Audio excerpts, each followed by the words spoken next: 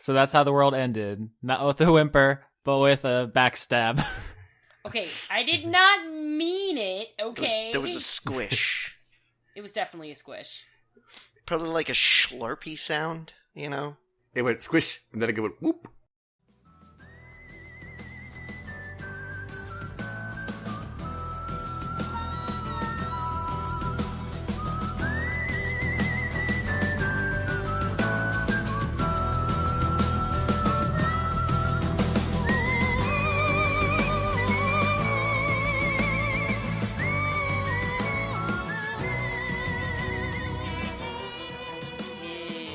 So I solicited questions from Twitter, and we got, I'm going to say, roughly 4,000. Okay. Jeez.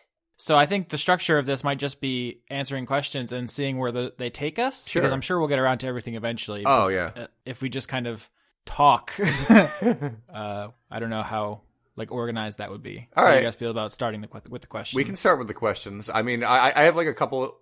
I have a couple important things to say, but hopefully they'll just come out in the questions. If not, I'll just say them at the end.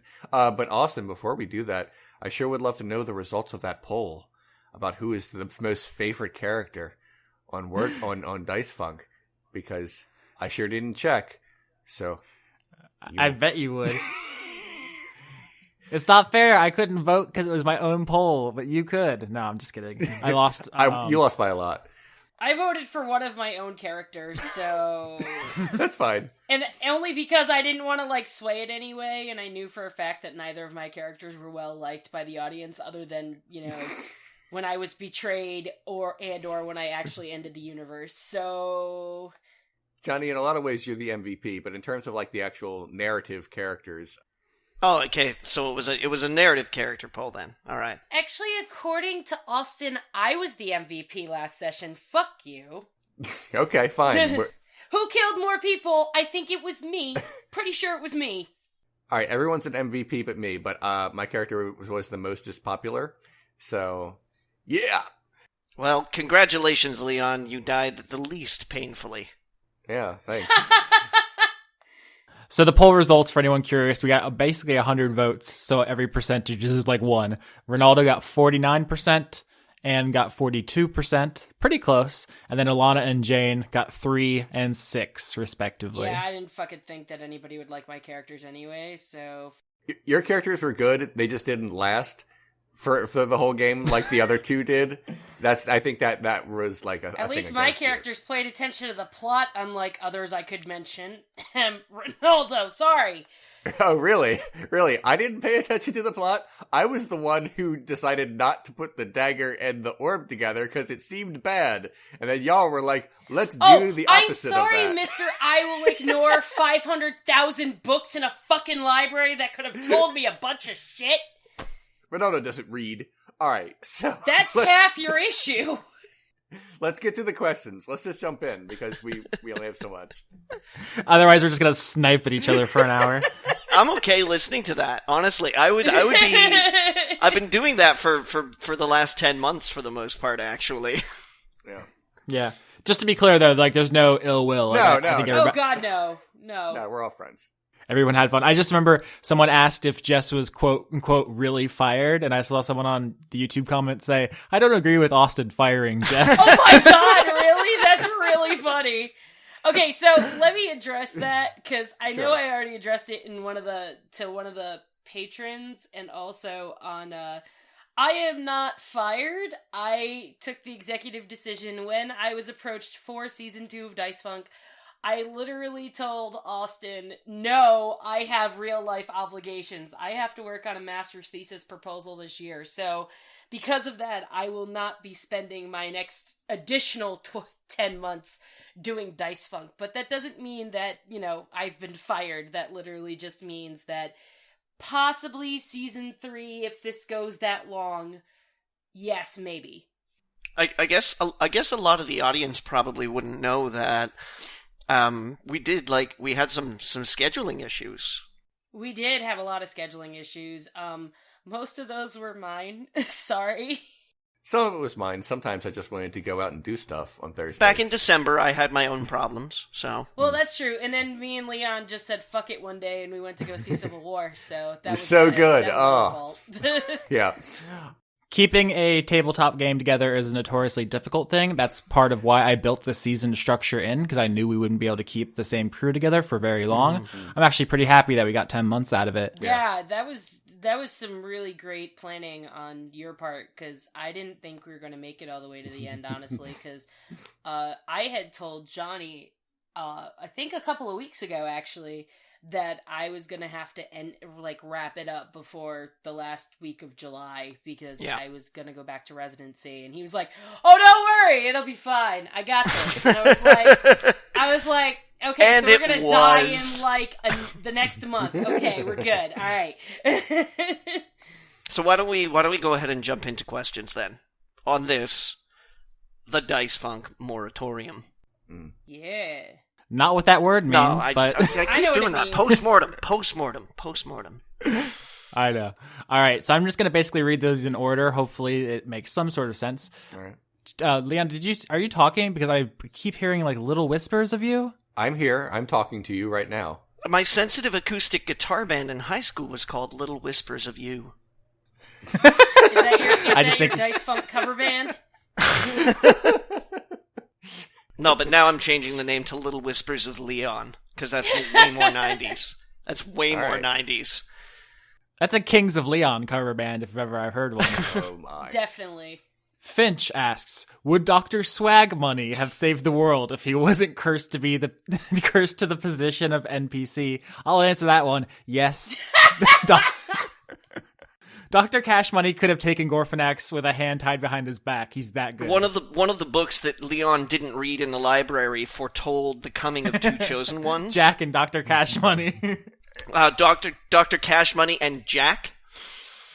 and were so much swag to get together in the same location, it wouldn't be long before Gorfinax's presence would just shrink against such majesty. Oh my. We missed out. See, if you had read that, we could have averted all this shit. Yeah. I don't want to hear anything about the fucking library. We spent 2 episodes there. I'd rather the world ended and we all died than waste the listeners' time with any more library. So I made my choice. If you guys have any questions to ask me as well, feel free to chime in whenever. What was the only scenario where we would have not died? Hold on, there are questions of that. We'll get there. That's why I wanna go through these. Yeah, we'll go through user questions. Are they using us? I wasn't aware of that. Listener questions. All right. Alice Darko, which is a good name, asks, would Johnny be so kind as to make his Dice Funk writings available? Yeah. So basically my campaign Bible is going to be available. I'm not sure how we're going to put it up, Austin. How are you? I mean, presumably maybe through one of your Patreon posts, or...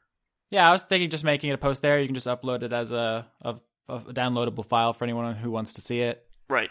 It'll be public, so... Unfortunately... Okay. It's not a complete campaign Bible. I discovered really early on that having to juggle back and forth between a Word document and character documents and my recording software and the Roll20 app and Skype, which we were using to record the show, was really quite a pain in the ass. So there are going to be a couple of things that aren't included. Such as dungeon maps, so like the map of the school, the map of the manor, and things like that. Those I kind of had scrawled on pieces of paper that I would keep nearby physically. First person to send their address to Johnny gets them. Oh, no, I was just gonna say, why doesn't he just take a picture with his phone and just put it on his computer? Because unthinkingly, when I cleaned my desk the other week, I threw them out. Oh, well, that was stupid of you. Well, there was a whole pile of like little scratches about like experience being rewarded and like characters and like the final battle I had, basically my own little spell book on like notepads and things like that I was like scrolling through, so it was just some of my maps were in that pile of scraps. How long did your campaign Bible actually end up being? My campaign Bible in OpenOffice 4 is 74 pages long. That's like 2 Chuck Tingle novels. Yes, it is. Only with more sticky stuff. Ew. There's also just the basis of the campaign document. My outline is not in there. I wrote my outline down on something separate, and then basically wrote kind of like all of the things that were going on. So there's a number of like, little bullet points and things like that. So the first part of the document is really heavy with flavor text. And then kind of like as the game went on, and I understood that the players were less interested in flavor text than I had assumed they were going to be, it kind of drops off. I loved flavor text. Yeah, flavor text is my fave. It drops off a little bit, and things kind of take like bullet points. Also, you might find that things are kind of like out of order, and of course there are also things that happen, or, things in the document that didn't happen at all. Yeah, which I think we will get to in later questions. Yeah. So the answer to that question is yes. It'll be on patreon.com/AustinYorsky as soon as I get it in my hands. And, I mean, if anybody goes ahead and reads it and they have any questions about that, you can contact me directly. I will try and answer as best I can.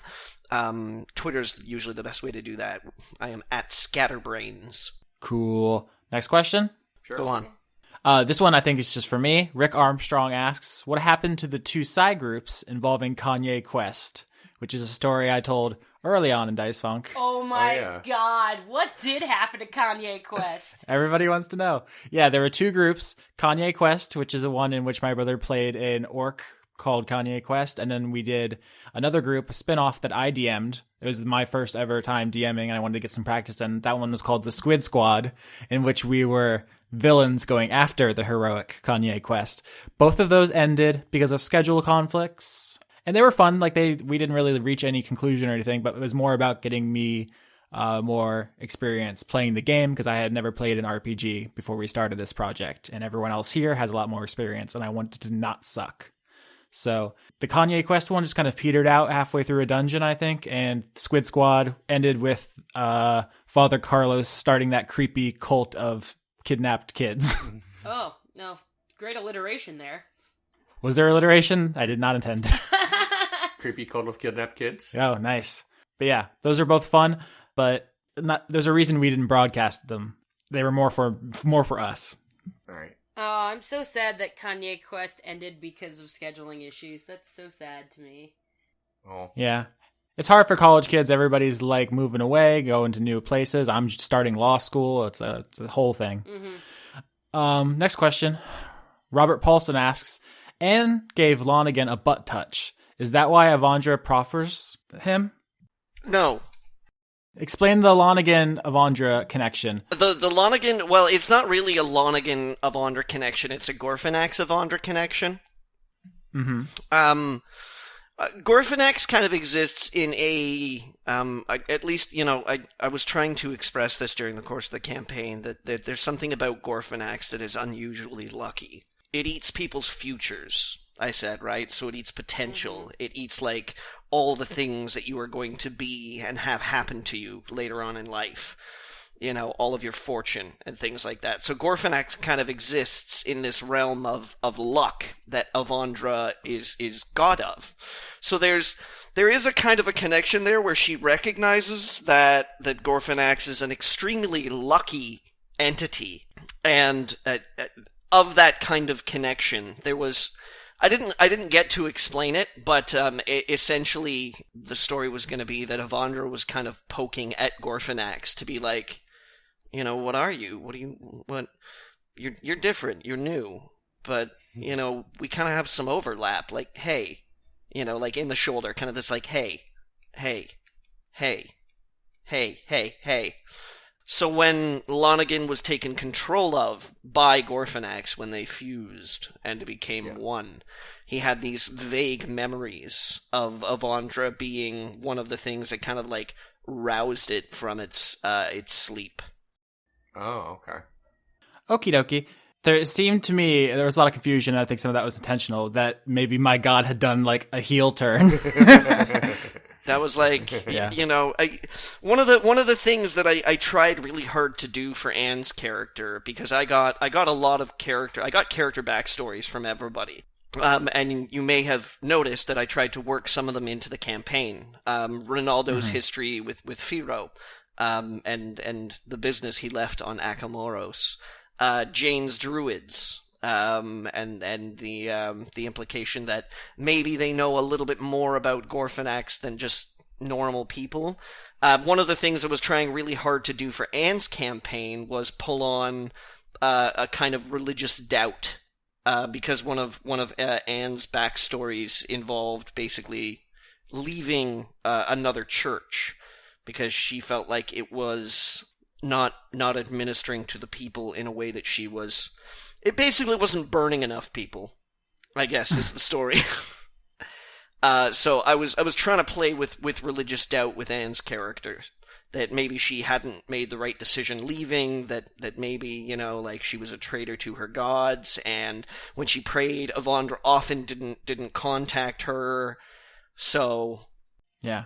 I think there's actually a surprising amount of like literary techniques that got employed. Like you said, there's like backstory themes and stuff. There was foreshadowing. Like this was all improv, but I'm actually really happy with the way it turned out. It wasn't all improv. I mean, I have 74 pages of setup here, so Yeah. True, but I'm saying things like, so in the end, we did fail and we all died. But you know how in a more traditional story, things will get set up and be like, oh, this guy is really good at paper mache, and then during the final boss fight, it'll come in handy, and that's how they win. Yeah, sure. Chekhov's paper mache. Yeah, Chekhov's paper mache. Exactly. But for us, it was like we all failed, and I think we all had like a tragic flaw, or when in Shakespearean studies they would call it the hamartia. Oh my. Oh. Where it all came down to, like, her flaw is she's stupid and she has religious doubts, and when she had that vision at the end, she was too stupid to interpret it. And Rinaldo is just too proud. His ego is too huge, and he could have surrendered himself and we could have ended the hostility and had some breathing room to think, but he wouldn't do it. And I would say Alana's tragic flaw is that she's very impulsive. Like the whole reason she got dragged into this was because she tried to pull Rinaldo back through the window. And, she did all this other stuff. Like she stabbed herself to make up this lie. And she did all these things kind of impulsively. And her stabbing the orb was very much that. So I feel like the way it all turned out feels almost like planned in the way that it references these things. It came together really well. Yeah, it really did. Someone in the comment section is binge watching or binge listening to Dice Funk right now in preparation to listen to this, and keeps saying, "Oh, this is prophetic," because I said a thing that ended up being hinted at later. But it's not like purposeful foreshadowing. It's just, oh, I said we're all gonna die, and it's just gonna be nothing but ashes. It just worked out that way. Yeah, seriously. The one thing, and we joked about this off mic, but afterwards someone said, "Oh, I guess someone could kill Rinaldo." But then I was like, it's maybe kind of like a Macbeth twist, because your boast was no one can kill Rinaldo. Yeah. But really, you were done in by all of us. It was It was a group effort. Yeah, it was a team effort to kill Rinaldo. Yeah, it was a real Orient Express situation. Yeah. And also I want to say, I'm not disappointed at all that we quote unquote lost. I think from the beginning you were very upfront that it was Lovecraft meets noir, and Lovecraft stories are famous for the ending with the hero's death or insanity. Yeah. And I think noir is also kind of a downer ending usually. You specifically... It was totally consistent to end the way that it did. I was not expecting you guys to pull it out. You drew heavily on Chinatown as well, which is perhaps the most infamous bad ending in mainstream cinema history. Yeah. It definitely felt like it all fit together, and what was not a disappointment to me personally. Next question. Brian Gonigal asks, everyone was so quick to come down on Alana for doing such a stupid thing and destroying the universe, but when she clearly announced her intention, I don't recall anyone shouting, wait, this might be a bad idea. No. I'm going to interject here. Ronaldo was very much against anyone stabbing anything near him. So, I listened to that episode. I was against it. Anne was not. I said, out of character, no one knows how these things work. No one will blame you. And the other thing is, too, is that I feel like, in terms of, like, because I'm the one who ended the world, I want to say that Ronaldo was very selfish in that he didn't want things stabbed around him. But I feel like because he was he was about to have a showdown with Firo, and Alana wanted no part of that at all, because basically her thinking was, if they took Ronaldo and Firo killed Ronaldo, what was going to stop Firo from killing me and Anne as well? So I think it was one of those, okay, this might be impulsive, but at the same time, at least it's going to save us from this one thing. It was 5-on-3. We were outnumbered. What else would have saved us? If we just got on our horse and our moose and we fucked off.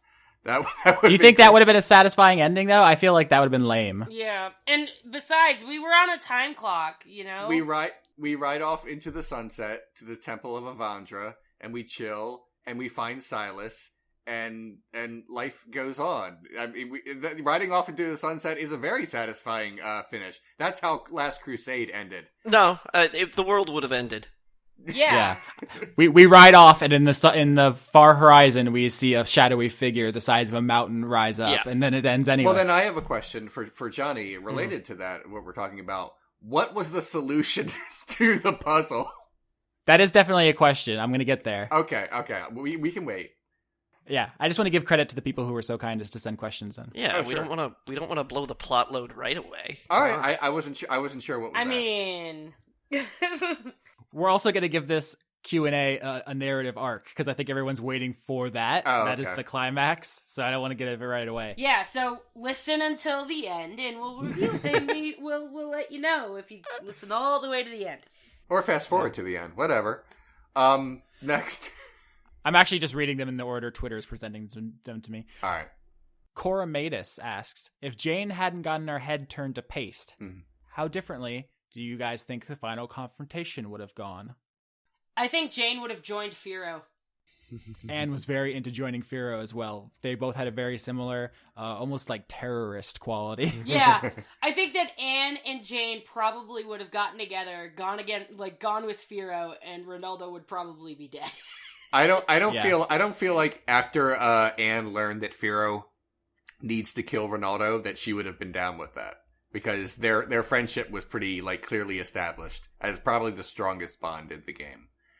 But, I mean, she was so mad at you that you killed me that she burned your fucking face, man.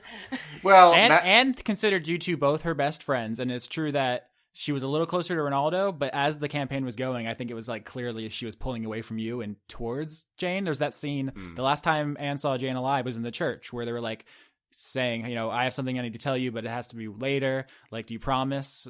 We're best friends. We hugged it out. I think it was actually a really touching, and in hindsight, really fucking tragic scene. Yeah, because that's the last time you saw her alive, and then immediately afterwards, you see this new person, and Ronaldo tells you that, Jane is dead, and you were like, oh my god, why did you do that? I still don't feel like if Anne joined Firo and Firo was like, okay, now it's time to kill Rinaldo, I don't feel like Anne would have been like, yeah, okay. Maybe not. It would have been more complicated. It would have been more complicated, but Anne wanted to join Firo because she approved of the bombings and stuff. I also think, the other thing is I think that if Firo had said, well, Ronaldo's a criminal, this is what he has done, and then if Jane had survived the fatal bloody pulp thing, especially if Rinaldo had attempted to murder her and she had survived it, I feel like Anne would just have more fuel to add to that fire. Even though they're friends, she does believe in a sense of justice. So I'll wait if anyone asks, but I can explain Ronaldo's backstory and why Firo has issues with him and what all this is about. But I'll wait to see what questions come up. Well, we'll all talk about her backstories, but on the note of Jane surviving that encounter, how did you fuck that up, Jess? He was outnumbered 4-1. You had a full shape shift, which you could have turned into a dire wolf and soloed him. You had all of the time in the world, and you just let him body you. I've been waiting for months to ask you, how badly did you play D&D that week, dog? I didn't actually play it that badly because I really did want a tragic ending to Jane, to be honest with you. I thought so. I thought it was suicide by cop, honestly. Yeah, to be fair, I think that Johnny also had a feeling that this was true, because when everybody said, "Oh my god, why didn't you transform into a dire wolf?" I literally said nothing. That should have been a clue to all of you. Yeah, I know somebody in the YouTube comment says, it seemed like Rinaldo had too many turns there. Like, he did a bunch of things in quick succession. But if you go back and listen to it, he, like, runs across the room, they slam the door, he turns back, he runs up the stairs, and you say, I take out my quarterstaff. Yeah. And that's it. Like, you could have thrown a fireball, you could have changed. Like, you chose to not do anything. I chose to let him kill me. Oh, sure. No, I'm serious. No, I'm playing. I literally wanted a tragic end to Jane because of two reasons. The first reason was that I feel like without Jane, it would have caused tension between Rinaldo and Anne, which it did, which is a thing that happened. The other thing is that as much fun as Jane was and as much fun as turning on the party was, I don't think that Jane really wanted to turn on the party, and by the time she realized her mistake and didn't want to, but by that point, she was already in with Tamsin and all them, and she was like, well, fuck it, I might as well make this look as terrible as possible. So, that's literally the reason. If Rinaldo didn't beat her, and basically, like, there was a standstill, basically, the game would be, like, very, very different, because there would be the party, and then there would be Jane as one of the antagonists for the rest of the game, or until she died off. What I was thinking of doing is, if I had survived the encounter, which I didn't think I would, but if I had, I would have, when you were kidnapped, what I would have done was I would have disguised myself as one of the cats that was, like, in there and gone to go get you and then leave as a dire wolf and, like, take to the rooftops. But because it didn't go that way, we got the story we got. Yeah. All right.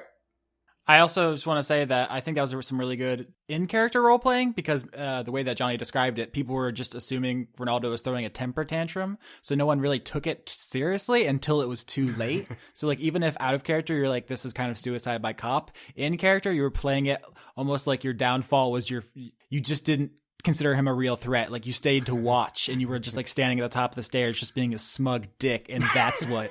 got you killed. Yeah. I like that a lot. The weird thing is, like we mentioned this before, but, like, I rolled really well by accident and Rinaldo has, like, awesome starting stats, so he didn't really have any weaknesses. The only reason he seemed like a goof in the beginning, because I just happened to have a lot of really bad rolls in the first, and that's what few Jane episodes. Remembered. Like, Jane as a character, she's like, every time we give him something to do, he fucks it up. Like, he's gonna fuck this up. And then he didn't, and then she was like, well, fuck me. Like... Yeah. Rinaldo had his spinach that day.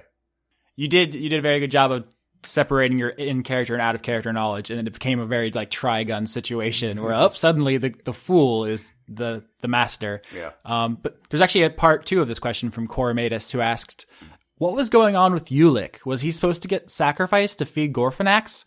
Was being a phylactery relevant to that? What's that guy's deal? We stopped seeing him after a certain point. No, you'll remember that Ulick came back after the exchange. Yeah, we left him in the soup kitchen. Yeah. Yeah, and he was in the quarry with me as Alana, so I mean, It wasn't like we never saw him again. Yeah. The last time we saw him was in the soup kitchen. Yeah, he was very pissy, and then we left him alone. That was our decision. What was his function?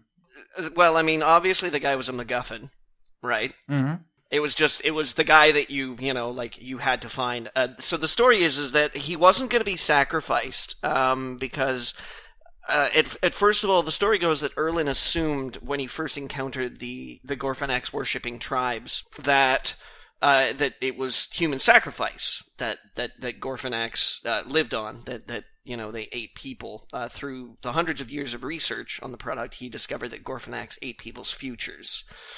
So you may remember, Leon, that you had a nightmare in one of the very early episodes about being strapped to a table completely naked. Oh, yeah. So the story is that Ulick was the ritual that had been designed is actually a castration. Oh, I was right. I was right.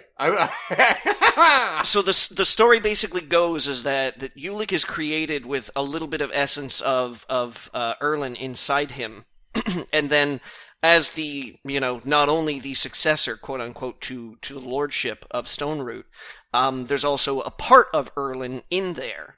And by basically destroying his lineage and making it impossible for him to reproduce, you're sacrificing that future to Gorfinax. So Erlin had basically designed a way to, and he had done this, many, many times over the 100 years that he had lived. He would create a son, send him off to school, the son would be castrated, and his future and lineage would be sacrificed to Gorfinax, and then the son would come home again. You remember that when you were investigating Ulick's room, there were a bunch of, journal entries and things like that, right? Yeah, Mm-hmm. yeah. Mm-hmm. And a bunch of them were in different handwriting. So the story is that Ulick had discovered that people were going away to school, and then coming back changed. There was something a little bit wrong with them. So they would come home, and then Erlin would look after them for some amount of years. But having their futures sacrificed to Gorfinax hollowed them out a little bit. And then they would almost invariably die young. I think I said that they would probably only last about 15 years or something before they would just kind of waste away. And then Erlin, with just a little bit of glamour magic and making himself look a little bit younger, would take the place, pretend that the Lord Erlin had died, and that I, his son, will carry on his legacy. Go about your business. Huh. Okay. That's what I thought was going on, because when he first said, when I don't remember who said it. Was it Austin who said it as a phylactery or something? The Horcrux phylactery goofs. Yeah, and the first time you said that, I was like, I wonder if that's how he changed himself and, made the people believe that he was different people over the years. I thought it to myself, but I didn't say it out loud, because I didn't want to sound like, oh, that's fucking stupid, and then he'd be like, fuck no, that's not what I do, and then, so I feel like... God forbid we sound stupid on the show. We didn't really get too much into Erlin's history, but I was trying really hard to write him as a sympathetic character who had to make a lot of hard choices. Yeah, it was a very early, I don't know if it was on mic, where I referred to him as the villain, and you said, well, antagonist. And I was like, oh, just tipped your hand, Johnny. Caught you with your pants down. Well, I guess that explains why Erlin was so upset when Tamsin was trying to, kill Ulick at the quarry, because, now that makes sense, because originally I thought he was gonna, sacrifice him. But it turns out, no, he's literally going to let him live out his life and then take his place as soon as he dies off or whatever.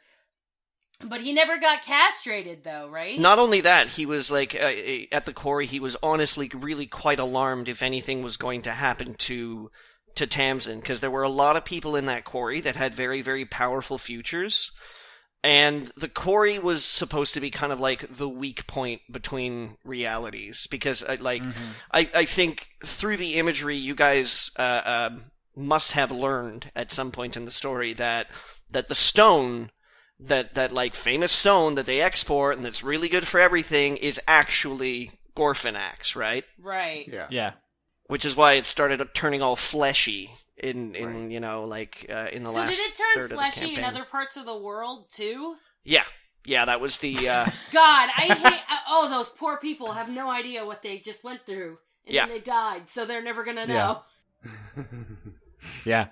All right, we got to start moving, because I have 100 more, so All we got to be a little quicker. All right, sorry. Stim Powered Giraffe asks, can we get a summary of the player character backstory? We only got to see some of Anne's and Jane's and only hints about Rinaldo. Leon, I haven't heard your voice in a while. Why don't you start? Okay. All right, real quick. Rinaldo was born in Akamoros. It's an island city. His mother died during childbirth. His father is named Centauro. He raised him in the streets to be a thief. Rinaldo rebelled against this once he reached adolescence, thinking his talents could be served better in the local peacekeeping force. In the past year before the events of the show, The home guard, the local police force, killed his father when he was unarmed for stealing fruit and resisting arrest. Rinaldo had an affair with Bosar, who is the son of the Lord of Akamoros, and they were just there. It doesn't say this in the backstory, but Johnny kind of like altered it after their affair was discovered, and Johnny sort of said, "Bye, Firo," and I'm like, okay, fine. But Rinaldo was imprisoned, and they were going to execute him, and then the son said, "No, don't, or I'll kill myself," and then they exiled him instead. And that is his major backstory stuff. There's a lot of other stuff, but that's it real quick. I threw Firo in there. Firo was originally Rinaldo's commanding officer in the Home Guard. And he doesn't know for sure, but I was like, but you deeply suspect that it was actually Firo who turned you over to the Royal Guard. And secretly, everybody kind of wanted to execute him all along, but they had to sort of be like, oh yeah, he's exiled. So when Firo found out where he was, she was like, I can drag you back to Akamoros and we can execute you secretly.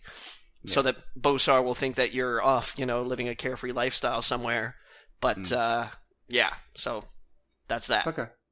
I actually feel like we got all the pieces to that puzzle. Like, it's kind of like the Mad Max Fury Road thing where you said enough. You said you got exiled for reasons of love. You ruined Firo's career. She had a vendetta against you. Like, I kind of pieced that together, obviously without the names. Right. But I think you did a really good job of weaving that in. Okay. That was cool. For Anne, you got most of it in the show. She was part of the Ondala Church. She got kicked out for burning someone she couldn't have. I think the only thing I really didn't bring up was her teddy bear, which if you listen to the first episode, I kind of made up on the spot that it was her holy item. But the story behind that is that it was given to her by the family of a kid who was killed by the guy she burned. So it was kind of like a memento that she kept of the good things she did, the kind of turning point in her life where everything changed for her. I just didn't find a good time to bring that up. That's why I used the teddy bear in a lot of the nightmares that you had, because it was a turning point in your life, and I wanted to be that whole like, did I make the right decision? Yeah. I think the most important thing about Anne to understand really was the struggle between the wanting to do good and this like crazy violent streak that was masked by her like childlike idiocy, which is something was a lot of fun to play. Right. Just pull double duty. Yeah. I'll start with Jane because she's, the first character. So Jane was born to a very, very high society family of clerics who she grew to hate at a very early age because they were pretty bad people. They were basically using religion as their front to extort and, basically do all kinds of horrible things. And because she didn't think that that was what religion was supposed to be about, she ran away and her family followed her. So she it's really funny because at the time I didn't really think about it, but now that I think about it, I really don't think that Jane would have gone over the rooftops with Rinaldo because she tripped and fell off a cliff and her family assumed her dead. And she liked to keep it that way, so she joined the Druids and decided to use her Druidism to help people instead. So I love that you got killed while trying to hide the fact that you faked your death, basically. Basically. That's a delicious irony. It is kind of delicious. Yeah, but basically her biggest fear was that her family was going to find her and bring her back to her home and make her marry like the worst of the clerics and blah blah blah, and the cycle of life would continue and she would have to like watch her children grow up and be terrible people even though she's not terrible herself. So that was pretty much her backstory. I'm just gonna nip in here and say that from that backstory, yes, I had adapted the druids that picked Jane up to actually be the descendants of the people who had originally worshipped Gorfinax and the reason. So if Jane had survived, we might have been able to have actually tapped that plot line, but it was not meant to be, sadly. Yeah. And then for Alana, she grew up in an elven town, but because she was a half-elf, they never fully accepted her, so she ran away. And she found her way to Stone Root and sold herself for money.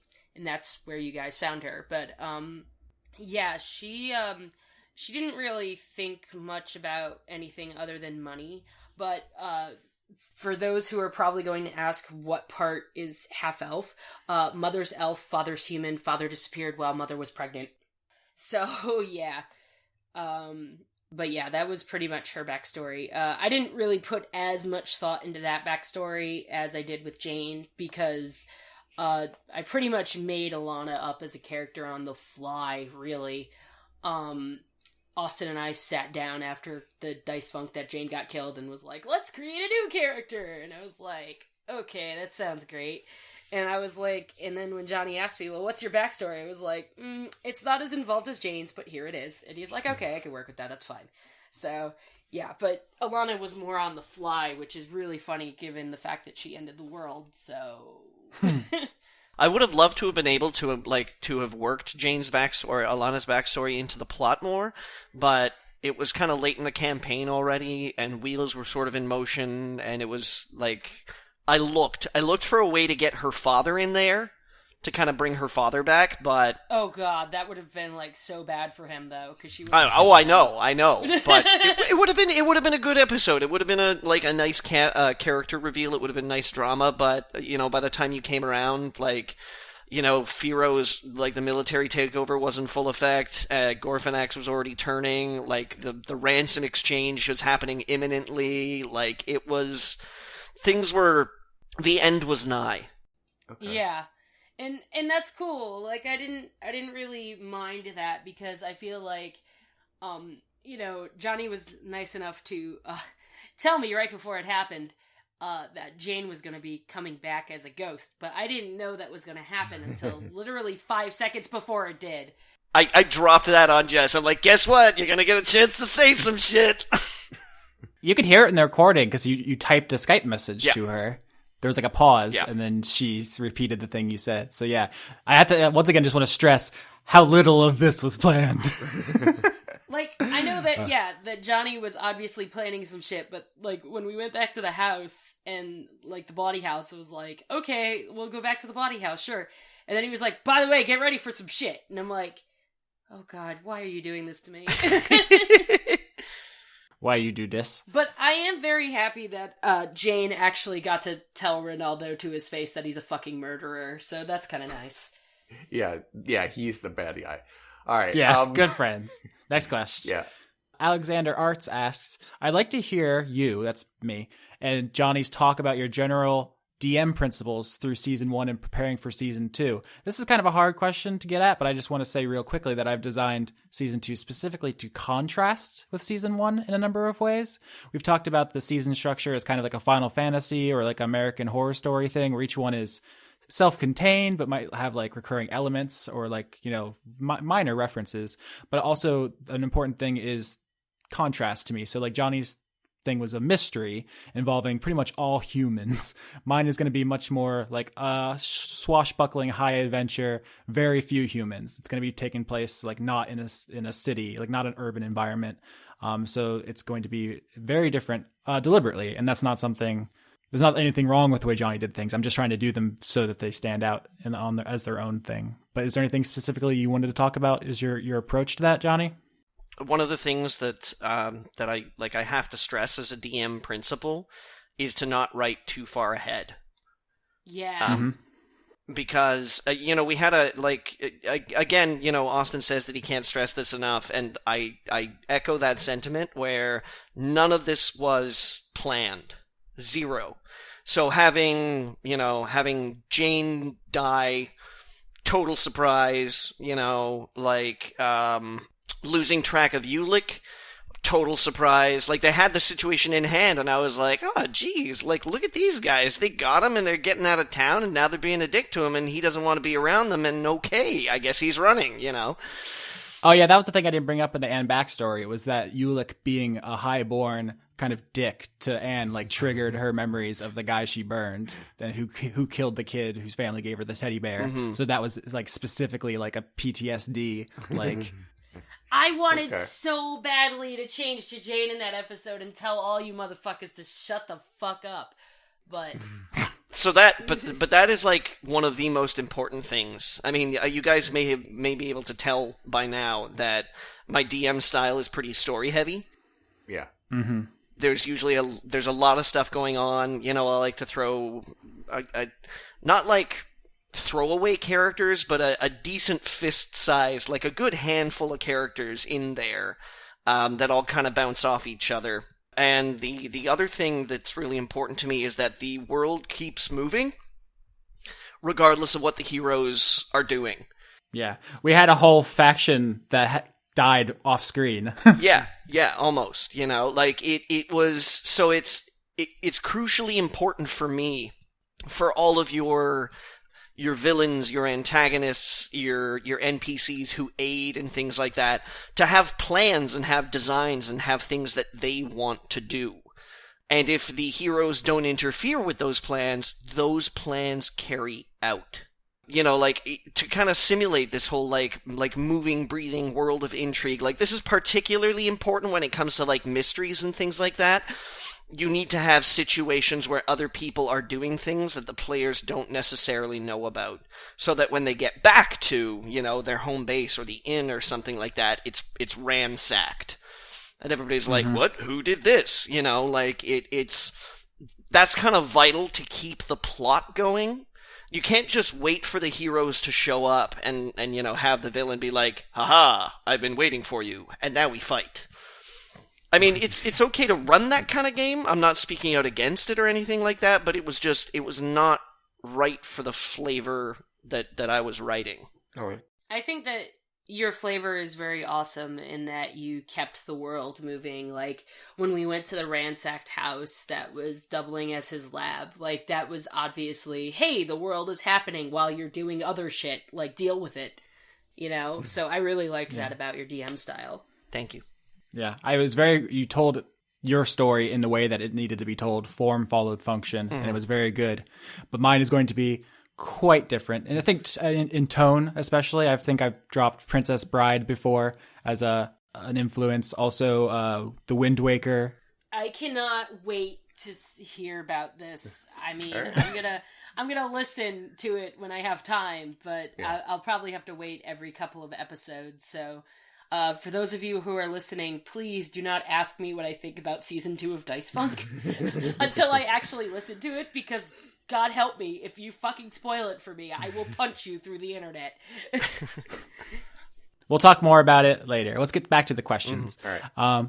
Michael Keenan asked, those miners that you guys mercilessly slaughtered at episode 1 or 2, were they possessed by Gorfinax or something else? I believe that was episode 3. What? Yeah, the dudes at the very beginning who were like stony and like we slaughtered all of them, those guys? It was completely justifiable, but go ahead, Johnny. Yeah. So one of the things about the town is that when you first arrived in town, I tried to paint this picture of this place kind of being, like half dead. Like a bustling metropolis, yeah, lots of money and things like that, but particularly guys who worked in the quarry were to have this super affected kind of disposition to them, because basically they spend their entire lives digging out Gorfinax, and that you breathe that dust in, that gets into your body, so there was basically the miners were not necessarily possessed, but very heavily influenced by Gorfinax, to the point that when they passed away in the street, Gorfinax was able to ambulate them almost completely independently. But that's why the guy that you managed to snap out of it didn't remember what he was doing, because he had basically been exposed to Gorfinax for so long that it was almost all his brain ran on. All right. Okay, so yes, the Gorfinax was behind it. Yeah. It was Koke that we killed them. Next. I love how he tries to justify all that. Anyway. It's very important to Leon. Yeah. Rinaldo is basically a saint. Anyway, next. I wouldn't go that far, but okay. We got a number of permutations of this question, and I don't want to leave anybody out, but I kind of have to pick one. So let's start here. Johan asks, if Rinaldo had touched the orb and Fang, touched them together back in episode 33, would that have ended the season then and there? Because he said at the beginning, I have a plan to destroy this entire campaign, and you almost touched them together. Right. I had a fun little plan to like screw around and say, oh, what about this happen? But then when I realized that this might actually end the world, I'm like, oh, let's not do that because I actually want to keep playing. So I decided not to do that both out of character and in character, that it would be a bad idea. But I don't know what would have happened. That's up to Johnny. I was trying really, really hard to throw indicators that it was a bad idea. I got that indicator. I did not. I may not have. The thing is, I may not have decided to end the campaign there.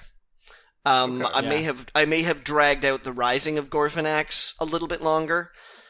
At least to the end of the episode, because it was like 5 minutes in when we experimented. Oh my god, that would have been so bad. By the way, guys, Rinaldo just killed everything. Bye-bye. See you next week for the... The rise of Gorfinax probably would have taken, like, a completely different turn. Like, I might have made the entire city flesh, like, all at once, and have it slowly kind of cobble itself together. All right. Into, like a present god. So it would have happened. It would have just been more gradual, you're saying? Yeah, like, we may have gotten maybe 3 more episodes out of it. Okay. I got a lot of comments from people on Patreon, on Twitter, in real life, for people who listened to this show before the finale aired, with their theories about how the items worked and how, like, I don't think anybody got it right. Like, the most popular thing people said to me was, like, oh, the orb is a meatball now. That means it's vulnerable, right? Mm-hmm. Like, it seemed like something had changed since when Rinaldo went to touch them. And that's, I think, why I didn't have more of an objection to what Alana's plan was. It seemed to me that the situation wasn't the same as it was back when that experimentation was happening. That's what I think my thought process was too, because I was like, okay, it's fleshy and bleeding, so maybe it's actually vulnerable now. Like, that's what I really was thinking. And also, we were told that stabbing Gorfinax with Gorfinax was bad, and yet it turned out good during that fight, so it definitely seemed like the rules had changed. But we'll get to that. Yeah. I just want to, while you're on the subject, I just want to mention that it was very purposeful that I wanted you guys to consider stabbing the orb. Mm-hmm. Okay. Yeah, I think that was clearly telegraphed, and a lot of people that I saw thought it was the way to go. So I don't actually blame Jess at all. Oh, thank you. The questions come in. I think we're there, guys. Let's just rip this Band-Aid off, huh? Let's go. Martin asks, was there a way for the gang to win if Jess didn't stab the orb with the fang? Yep. And Jade asks, what did the orb and fang do exactly? All right, so which one do you want answered first? The first one first, I guess. Was there a way to win? Yeah. Oh, yeah. Yeah, absolutely there was. I assumed there was. How? So here's the thing, okay? Gorfinax, even as kind of like a sleeping creature, it was basically like a battery kind of hooked up to himself. Science. No, so the story basically goes that, like, Erlen had figured, like, just the right amount to feed it. Because as it gets hungrier, if it doesn't get fed, it gets desperate. And if it gets desperate, it starts to struggle against the prison and, like, runs the risk of breaking out.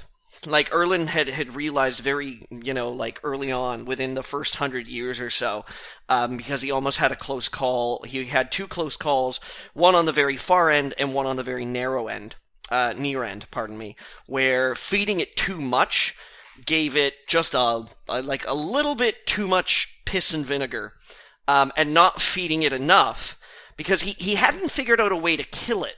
Yeah. It persisted, but when it didn't get fed, it didn't get weaker, it got angry. And when it got angry, it struggled. And when it got fed too much, it got too powerful, and even just like lazy movements, if you will, threatened to break the fabric of the balance that he had created in this prison. And he hoped that if he could keep it in prison for long enough and just cut it up and spread it around, that he would at least have disassembled it, and it wouldn't be too much of a problem. Which is why, during the course of the campaign, when you guys kept asking Erlen and asking Erlen and asking Erlen, he's like, listen, I don't know. I have achieved this kind of balance, and it's something that I've been doing for the past 600 years, And I'm hoping it works, because all the knowledge that he had, like, he even still had to make a guess as to whether or not this would actually work. Okay, I only kind of get it. Like, sum up, what was the solution to the puzzle? The puzzle of flesh. Right. Phantasmagoria 2. Okay, so basically, imagine, if you will, okay, that if Gorfinax is this, like, battery, okay? Yeah. The Fang is what charges it. So the Fang is power into Gorfinax, okay? And the orb is sort of a way out. So the orb was, the easiest way to explain it is that the orb is kind of a measurement of Gorfinax's presence, energies, movements, like, I think in one of the episodes somebody said, "Oh shit, it's like a mood ring." Yeah, that was me, because it was changing colors. Yeah. So, like, yes and no. That's a really simple way to state it. Oh, it's a mood ring. But it's sort of like, it's more a measurement of power output. All right. So it's like, whatever it is that Gorfinax gets out of these futures, whatever energy, whatever essence, whatever nourishment or thing that kind of keeps him going, the orb is a measurement of kind of like the output and expenditure of that. So that's power out. So by basically plugging the dagger into the orb, you kind of put power in and power out in a loop. So it was like a paradox. Kind of, yeah. So it's like, the thing is that it kind of, the hypothesis that I created is that it basically allowed Gorfinax to use his own, like, omnipresence, his own timelessness, his own existence as something beyond space and time to essentially jumpstart his actual existence. You used his future to make his present possible. Okay, Johnny, I love you a lot, but in one sentence, how could we have won? Oh, you were supposed to plug the cord into the orb. Okay, thank you. Neat. That's it. Huh. That's all I need to know. But the other stuff was kind of cool. And like, Leon, this is not just for you, the audience. No, I understand. I never would have figured that out. Leon's impatient. We've learned this. I just wanted to know what was the kill move. So, Austin, you may recall that finally Avandra, having answered your prayers, gave you an image, a vision of a brilliant shining orb. Yeah, and I thought I was trying to fill it with holiness, like to purify and cleanse it. From that orb, a spiraling coil of also brilliant light stretched up and far off into the heavens. The coil was supposed to be the cord, wasn't it? Yeah. I just wasn't picturing it as a coil. I was just picturing it as like a tentacle, I guess. Yeah. So it's my own brain thing. I just didn't make the connection. Yeah. Radio. So that was the image. Because the thing is that the coil is essentially was Gorfinax's, I don't want to say most desperate attempt, but most focused attempt to achieve a presence in this world. So, like, when Lonigan plopped out of the gravestone, if we had just ran up, slashed it off, and jammed it in the orb, we would have won immediately. Yeah, absolutely. Oh my god, that's hilarious. If this had been a point and click adventure game, even if I didn't understand it, I would have eventually won after a few tries, because I always just take one object and click it on the other object until something happens and the plot moves forward. Yeah. But except in this kind of game, Leon, if you fail once, it deletes your save file. No, I know. So my logic behind it is that the cord is his attempt to actually have a walking presence in this world. Okay. That can help further his actual appearance, his activation. So if you take that cord and then you plug basically the orb with it, his power out floods into his attempt to control. Okie dokie. And essentially he basically all that power that he's exerting to control something flows out of the orb down the cord and creates a different kind of feedback loop. It crosses the streams. It crosses the streams. Got it. Cool. Johnny. Yeah. Toasty Jams asks the important question: how does Jack eventually defeat Gorfinax? Well, the story goes that that Jack, being wily enough to avoid Lonergan, and small enough to also escape the gaze of Gorfinax, who is just like glut with all these tantalizing, futuristic, tasty mortal morsels that now exist in front of him, spends many years training deep underground in caves left behind by Gorfinax's hulking, shambling, titanic body.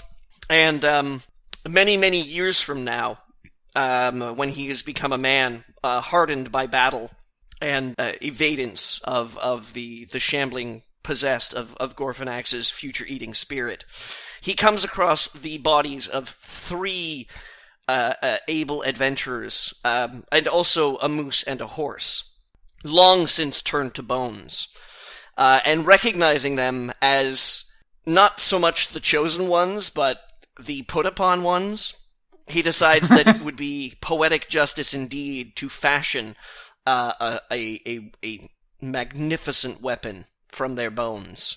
Oh my god.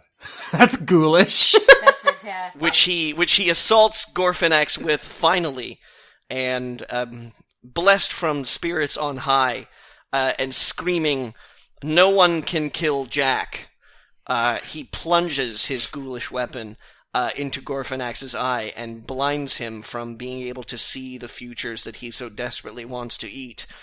And so Gorfinax, wandering randomly around the world, eventually slumps off into the ocean, unaware that he is walking to the edge of the world. And legend has it that someday Gorfinax may return, but for the moment, Jack has delivered us, and the man with the bone sword will keep us safe. That's all canon, by the way. That's fantastic. Speaking of bone weapons, I got a double question here from Robert Paulson. Oh my. If Alana had managed to break the dagger, would that have prevented summoning Gorfinax? And also, if the statues had gotten their hand on the dagger before Anne, would that have ended the campaign 2 episodes sooner? Okay, the dagger had 6 uses to it in the final fight. Mm-hmm. And I was attempting to illustrate that by its continually degrading state. I would say, which is also, I was picturing another way that final stab could have gone down. Like, she plunges the dagger into the orb, it shatters because it was so damaged, and then the orb, now vulnerable as a meatball, is destroyed and we win. Like that, in my mind, that was an equally likely scenario. And like I said, I engineered the situation for you guys to have a couple of options that all may have looked good. Yeah. I mean, if Erlen had still been alive... Oh, shit! I forgot about that. He might have said something. Whoops. In any case... I tried to draw their fire, and they were like, nah. It was 3 on 5, you were fucked. Anyway, Johnny. So, in any case, the reason why the dagger had limited uses and you guys picked up on this, like I'm absolutely positive that you picked up on this, is that I wanted to make it apparent that it was the only thing that could cut the cord. Yeah. Mm-hmm. Yeah, that I knew. That made sense, especially when you said not only Ronaldo's sword, but the guard swords came back with chinks in them. Yeah. Yeah. I was like, yeah, that's a thing. So here's the thing, is that the cord, after it got severed from Lonergan, the first thing it tried to do was possess Rinaldo. Yeah. And I would have taken your character, Leo. No, that's fine. I made my strength check though, so yay! I got to live for like 10 more minutes. You did. You managed to save that, and it was gonna keep going after players and characters in the area. Yeah. So it was like you were gonna get 5 cuts in, and I was gonna be like, that dagger is about to break. And if it broke, no, it wouldn't expedite the presence of Ronaldo. But as long as the cord was going to be attached to someone, they were going to be basically unkillable. Right. Yeah. So we got the first part, we cut it, we just didn't know where to put it. Yeah. Part 2 is the statues. Right. If the statues had gotten it, it basically would have meant that the party was pretty much dead anyways. So it would have been game end. Yeah. Okay. Yeah. because they're just too gosh dang powerful. Christopher S. asks, when Emma and Tamsin fought, Tamsin called out, "The crane killed father." What was that about? Yeah, this is one of those things that's in my plot Bible that never came across. You guys did not spend a lot of time with Fallon, the guy who runs the soup kitchen. Right. The only characters who spent any time with him, I think everybody met him, but the only time Anne met him was when they returned there to find Silas and Ulick And Emma. with I think Joseph was it Joseph? Mm. No, Carl. With Carl out getting medicine for the wounded because Silas was unconscious and Emma was not well. So yeah, there's a whole section in my plot Bible that's about like Fallon's story, where Fallon is basically Emma and Tamsin's adoptive father. Jane knew that because Jane spent a little bit of time with him and learned that from him. Yeah. That he looked after them. So, like I have some, there's a bunch of dialogue, that's about, like his story of how he came to looking after them. And the story goes, after the Grieg twins, because it was Emma and Tamsin Grieg, that was their name, were orphaned, mother dead at birth, father a casualty of the quarry. He took up care of them, being the man responsible for the death of their father with an improperly tied knot on a block being hoisted out of the well. The block swung out, causing undue strain on the hoist, breaking the wood supports, which shattered into splinters and killed its attendants, Colin Grieg being one of them. These days, Fallon stays with his adopted daughter, Emma, and runs charity work out of their house for those unable to receive it at the churches in town. So, the story is that Tamsin, very angry about the death of her father, and very angry about Erland's exploitation of the citizens of Stone Root, in order to, because as she saw it, lots of people being killed in a quarry to line the Lord's pockets, despite the fact that he was like, we need to take apart this god. Whereas Emma reacted in a way that she felt like other unfortunate people who have also lost family and suffered damage in this town need the relief of healers and charity and worship and love and faith and things like that. So Tamsin created a little gang that rose in power over time, and Emma, who hung out with her a little while and had like a bit of a rough and tumble kind of reputation, gave it up and was like, no, this is not the way, we're just making people more miserable, and turned her faith to, I can't remember the god. Elmater, thank you.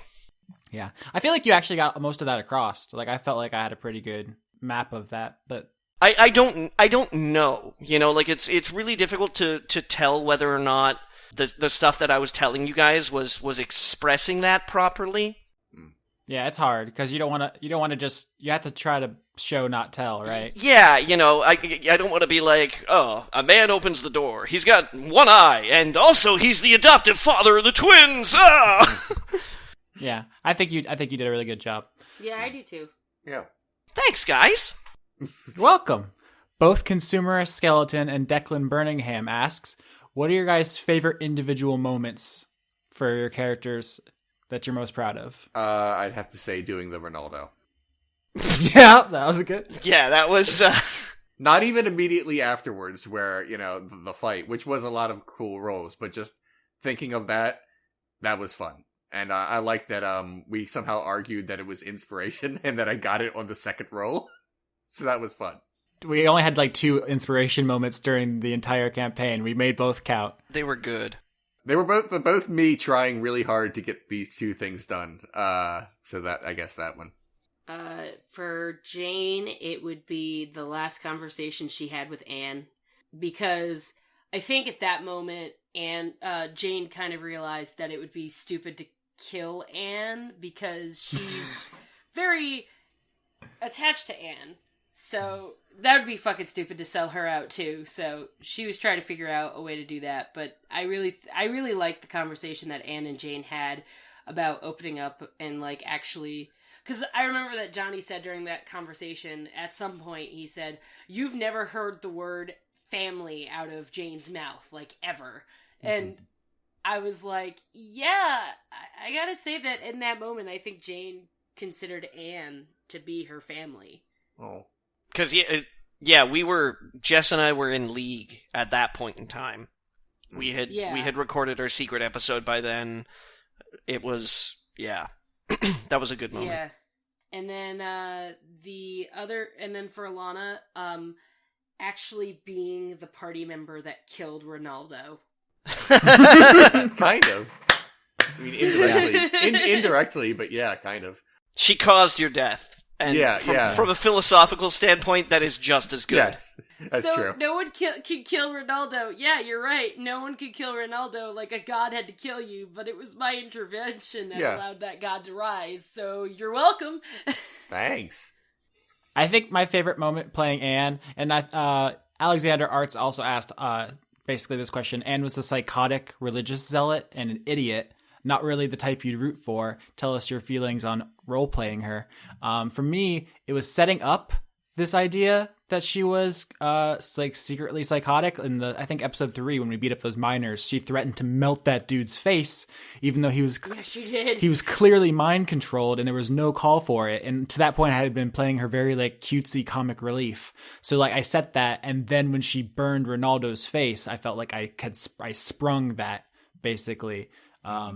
And brought it home, and then again played into that speech before she went down in the hole near the end about how she burned someone in Thin Mint. So I feel like this kind of almost a subplot of face burning that I pulled off at the beginning, middle, and end of the campaign was really my favorite. As far as role playing her, I think if you listen to the first episode, you probably remember that was not at all the character I intended to play. No. I remember when we first did the rolls for the you were like, "Oh my god, I rolled a 3."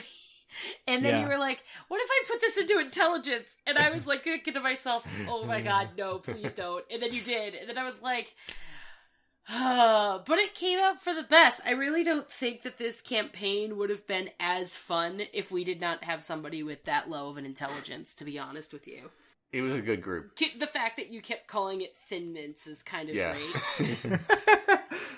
She was a total blast to play. The thing I was worried about was that people would find her unlikably stupid. I remember when I burned the bar down and killed all those people inside, when we ended that recording, I just put my head in my hands and was like, "Oh god, everyone's gonna hate me." Oh, that was so good though. They took it pretty well. Everyone was super chill about it. I'm actually super thankful that everyone was really receptive to all the risks we took. That secret recording that you and Johnny did, Jess, the ending where we essentially failed, and I don't know what you want to call it, the massacre I enacted on those people, I feel like all could have been deal breakers for listeners, but they were all really along for the ride with us, which was cool. Well, I feel like the one thing that I really enjoyed about this campaign overall, which ties into the characters, was when I was first having this idea, I really was thinking of the kind of like a Magneto twist in sort of way, not complete full on dictator, but enough where, I agree with the main characters,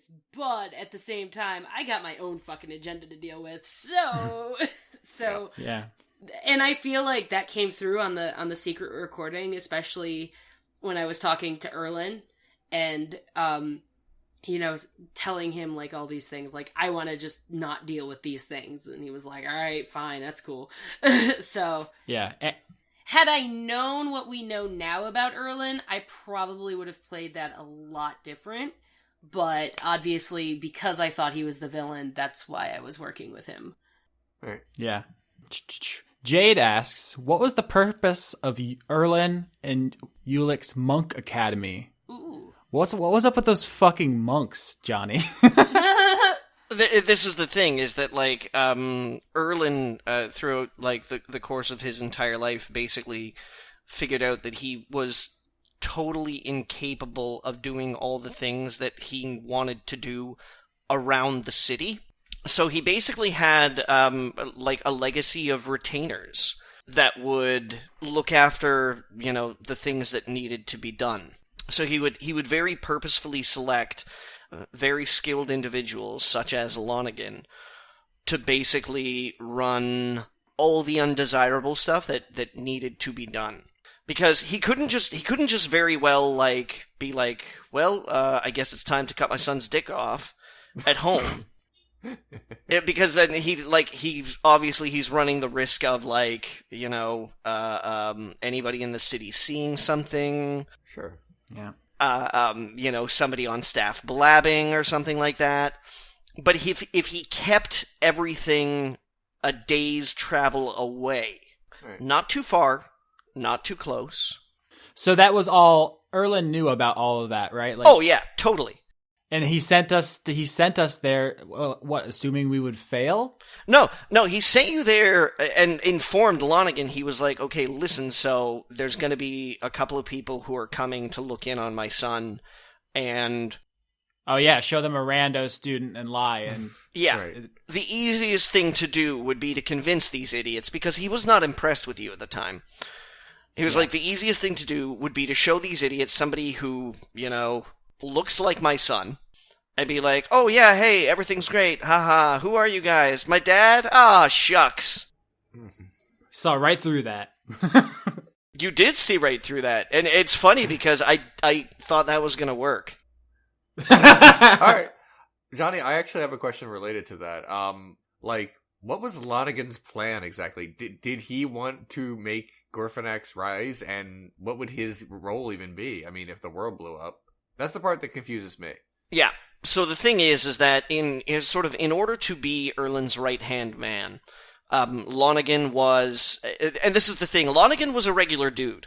Okay, Yeah. so like Erlen was this like 600-year-old magister, research magnate, business mogul, just like all around granddad that you really want to have.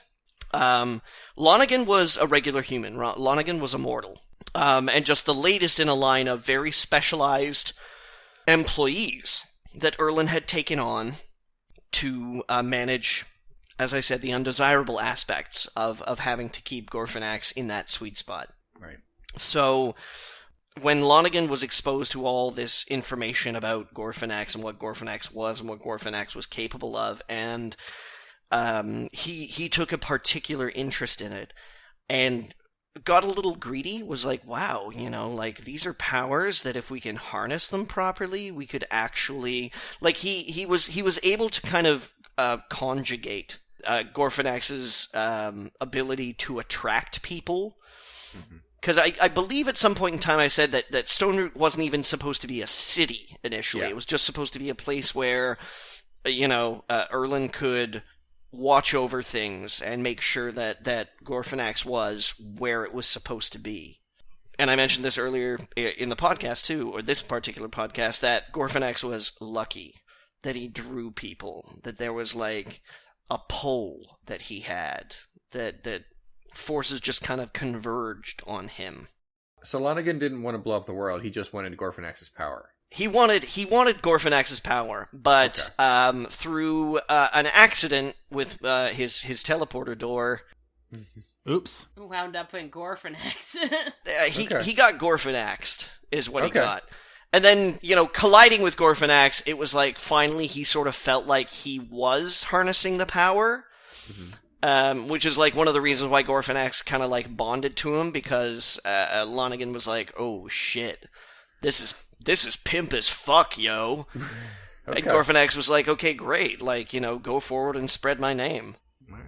Cool. So when you cut the cord, he was still down for fighting you guys because it was something he wanted back. He had a taste of that power, and he was ready to take it back again. And then we pin-cushioned him. You did not pincushion him. 2 of the Akamorian guards pincushioned him. I stabbed him in the eye. No, it was the brainstem. Right. Yeah, I bet he got pin-cushioned. I got another Dr. Jade question here, another Professor Jade joint. What other books should have been read in the library? Johnny repeatedly hinted that something was missed there. I've already said my thoughts on that sitch, but Johnny, what was waiting for us on those shelves? Oh, you know what? I can't even remember which books you read and which books you didn't. Yeah. Well, okay, answer me this. Riddle me this, Johnny. Yeah. the creepy librarian who was hinting shit, what was his deal? And what is the truth of what happened back in Thin Mints? Because my backstory didn't really specify. I was kind of playing Calvin Ball with it.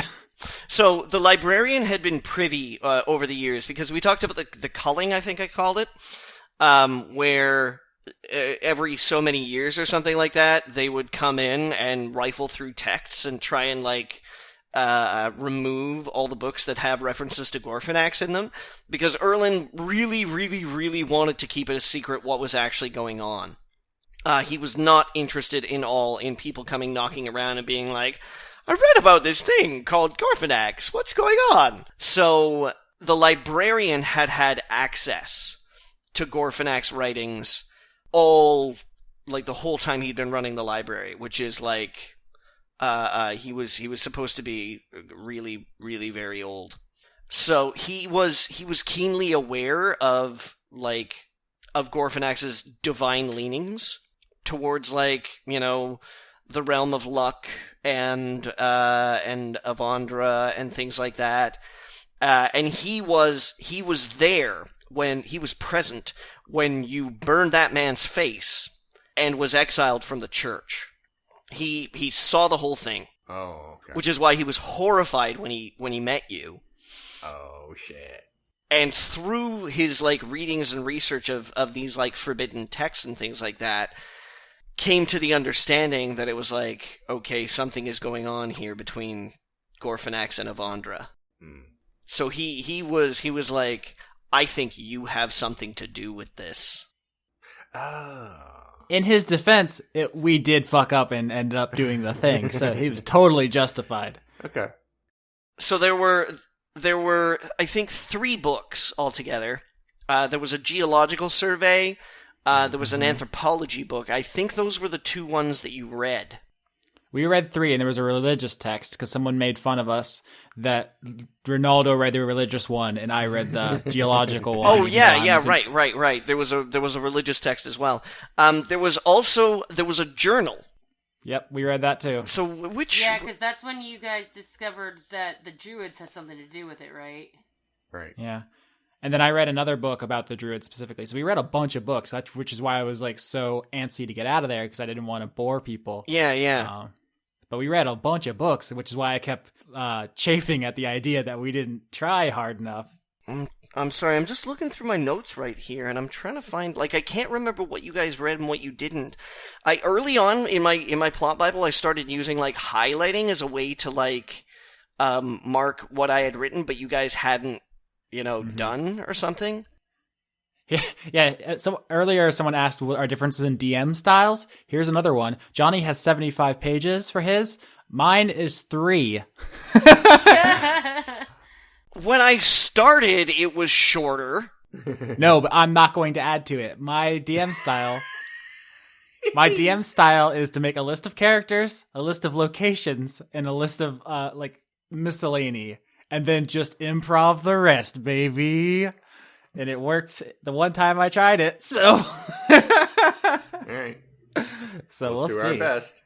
Yeah. It's okay if you don't have those books. It's just a thought. Yeah. The ones that I have specifically is that there's the journal, there's a geological survey, there's an anthropology book, and yeah, the anthropology book is the religious one, because that's the one that's Religions of the Kaldu regions. Mm-hmm. Yeah, and also for any listeners who didn't pick up, you name dropped a bunch of seemingly random and non-useful names, but a lot of those were listeners, fan artists, Patreon backers, just cool people who help us do this thing. So there were a couple people who on a Saturday or something like that, I'd get an at Twitter that's like, I can't believe you wrote me into your campaign. Also, some of the random dead bodies we found. I remember in the aftermath of the quarry, you found Joseph Tombrello's corpse. Yeah. He was like, yay, I died in a fire. Poor Joseph. He died heroically. Yeah. You did well, Joseph. You did well. Yeah, there's a bunch of that. That'll probably be going into season 2 as well, if you want to just be in our orbit. We have so many people who are on this train with us, and it makes me feel amazing. It's pretty incredible. Austin, since I will not actually be in season 2, but as an homage to season 1, if you could plan for me to die in a weird way, I'd be cool with that. Maybe we'll get Rinaldo to kill Jess. Or Leon, because there will no be Rinaldo. Sorry, there will be no Rinaldo. Jess dies by Pike incident. Like, who cares? Wow. Just make it happen. I can write you into my character history, Jess, if you want. Because there's a lot of death in it. That'd be fantastic. I do want to be clear that since the world ended in this one, it is going to be like a separate continuity. Technically, it's not a super big deal. But maybe Jess will be, or Jess and Rinaldo will be like the Cid of like a Final Fantasy. There's always a Cid, or like the Chocobos or something, Moogles. Maybe that appear in each one. Maybe this takes place in an alternate reality where we won. So you can figure that out.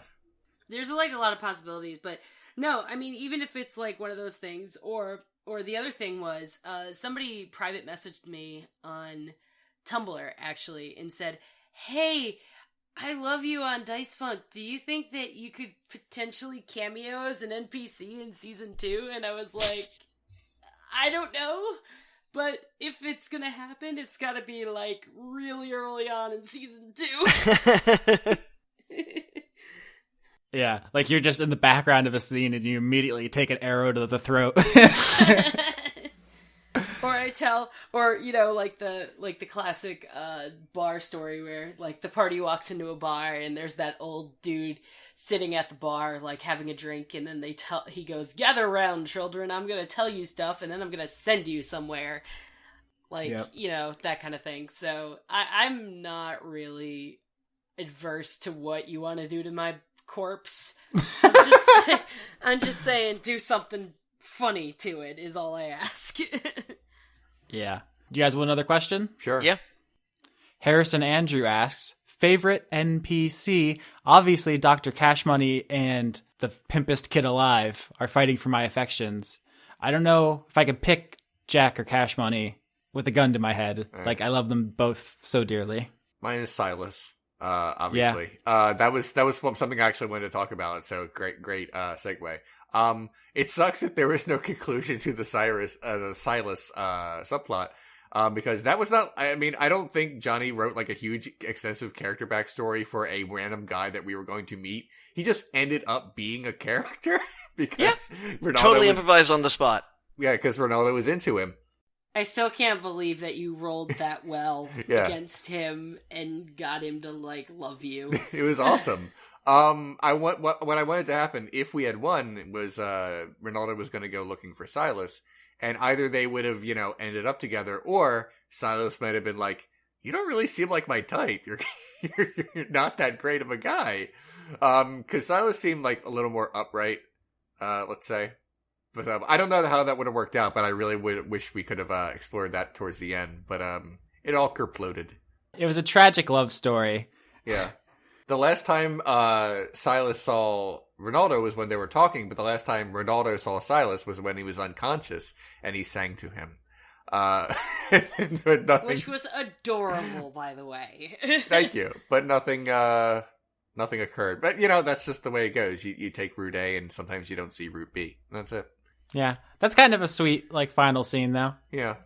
My favorite NPC was all the arms that I took as a direwolf. The collection. Lefty, righty, and half of Lefty too. Lefty Jr. Yes, exactly. And Lefty other Jr. righty. Oh, other righty. No one could tell a joke like you. All right. You never really addressed why Jane was amassing an arm collection. Was that just a fucking druid thing? No, I think that's really, what her quirk was as a direwolf. I don't think that it was, meant to be anything other than, hey, I'm just gonna collect these arms that I keep ripping off as, a memento to the fact that I am awesome as a direwolf. I didn't really think there was, an actual other reason other than, hey, look at me be badass and shit. I'm not even gonna lie about that.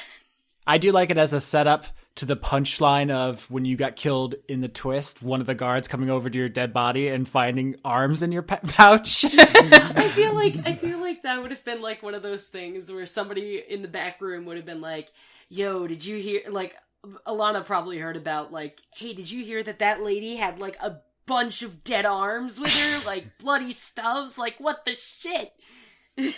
So, yeah. I feel like that was a really good call on my part to steal other people's arms. I don't do that in real life, just so you know. I did not know that was up for debate. I would like to say that I really enjoyed writing Erland the most.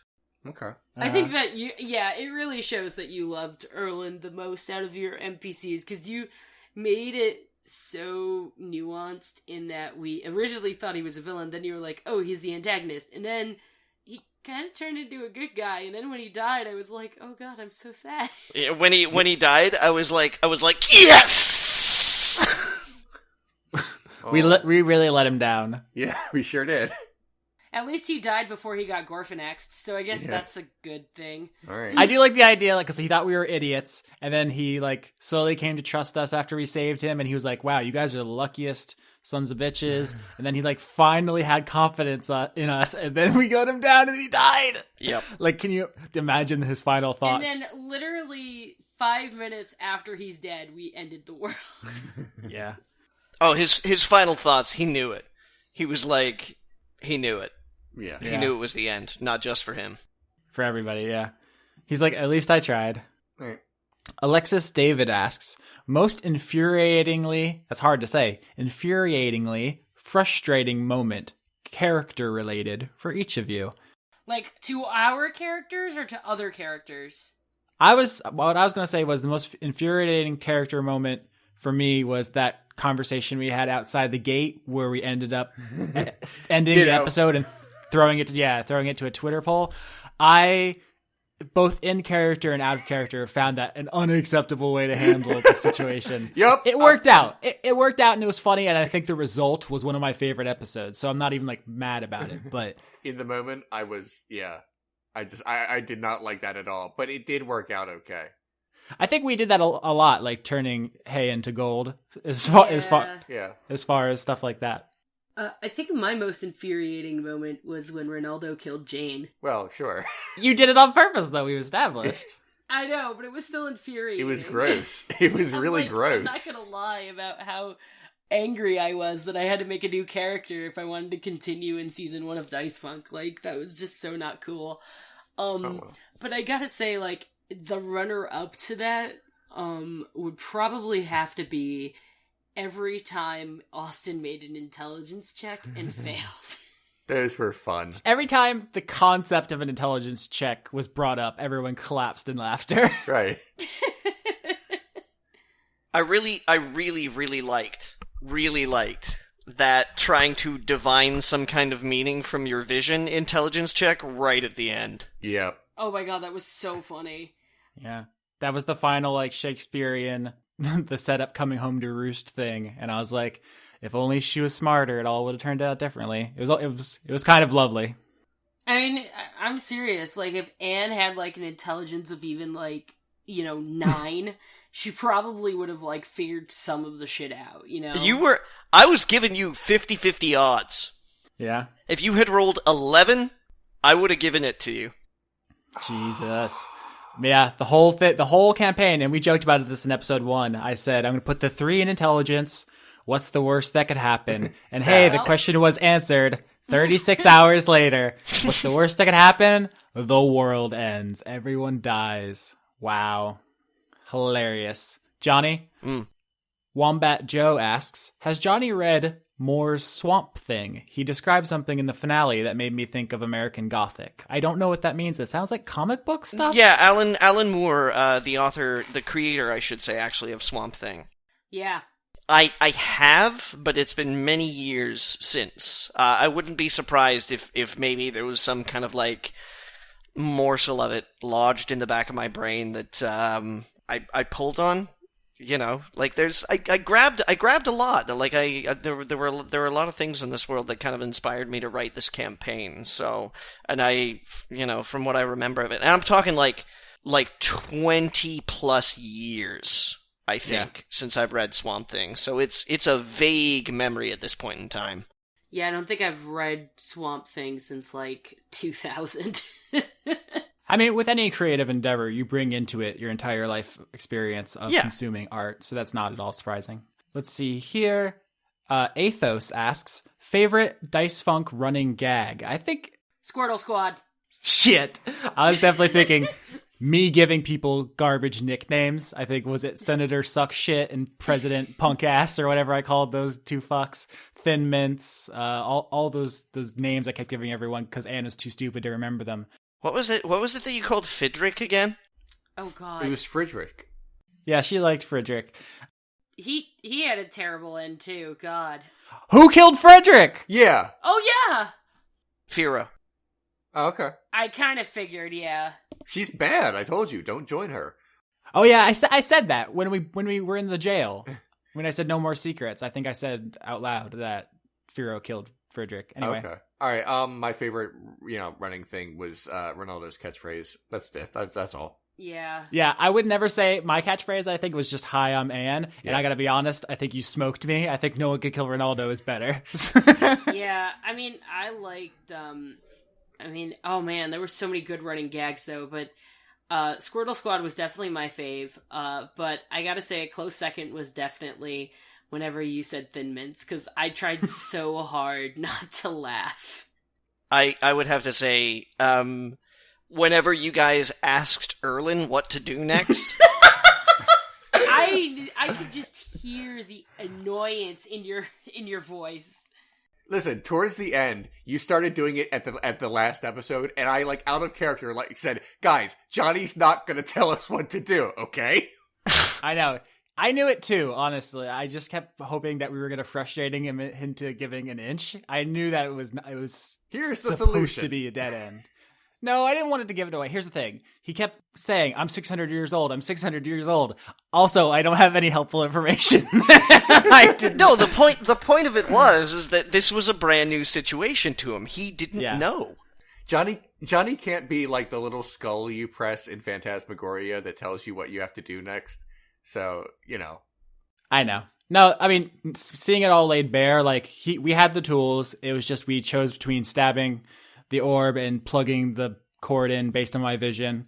Also, no one supported my choice to pray. I think in hindsight, that was actually a pretty cool thing I pulled out there that should have led us to the right answer. But all right. I was surprised. Yeah. I was at that point in time, I was like, they're gonna do it. They're gonna die. That's it. It's over. It's over. And then you were like, I pray, and I'm like, huh? You turned into Tim Allen. I can do something with this. Yeah. It was very earthbound. Christopher S. asks, will Ronaldo return for a future season of Dice Funk? Please. It feels like his journey just took an interesting turn. Yeah, I'll jump in here. I spoke to Austin before the end of season 1 and said, if Ronaldo survives, I would like him to be in season 2. And Austin was hesitant at first, but he was like, yeah, if he survives, we can make that happen for you. And I was all set for it. And then he died. So there's nothing to be done. I'm playing a new character. I've already rolled it up. I just have to plug in one more thing and then send it to Austin tonight. And then that's it. I mean, that's the story. He's dead. I mean, there's nothing to be done about it. I'm not going to do a prequel where we have young Ronaldo age 12. Austin, am I allowed to tell him what you said to me about how upset you would have been if you found out that Ronaldo was going to die? I mean, I don't want to give too much away because I've been sitting on a truth about season 2 for weeks now, and it is eating me up inside.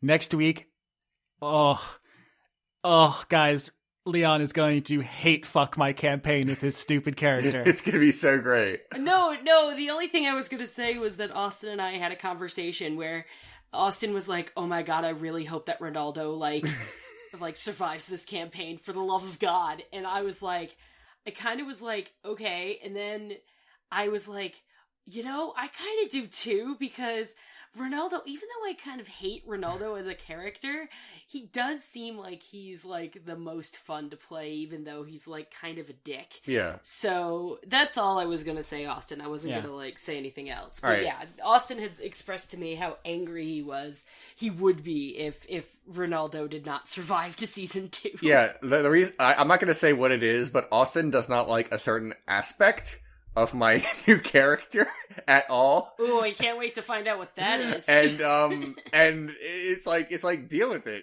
I make pretty entertaining characters. I think that the audience will like it, even if Austin does not. So You were the most popular in season 1, and if I know anything about people, you will be the most popular in season 2. Yeah, and I just have to live in this pain and draw strength from it.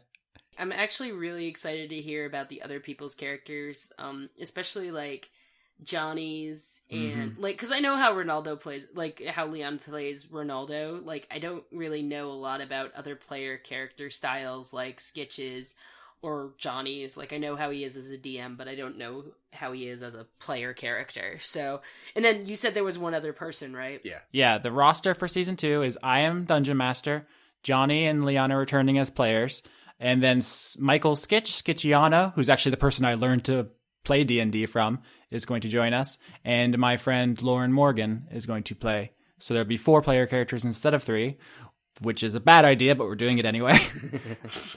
Why not? Well, I can't wait to hear all the kind of crazy shenanigans you guys are going to get into, so that'll be fun. But yeah, to answer the question, no player characters are returning, although it was an option on the table until Ronaldo died. Yeah. It's going to be, as far as everyone is concerned, an alternate continuity, a new universe, wipe the slates clean, Final Fantasy 1 to Final Fantasy 2 style. Yeah. Sounds good.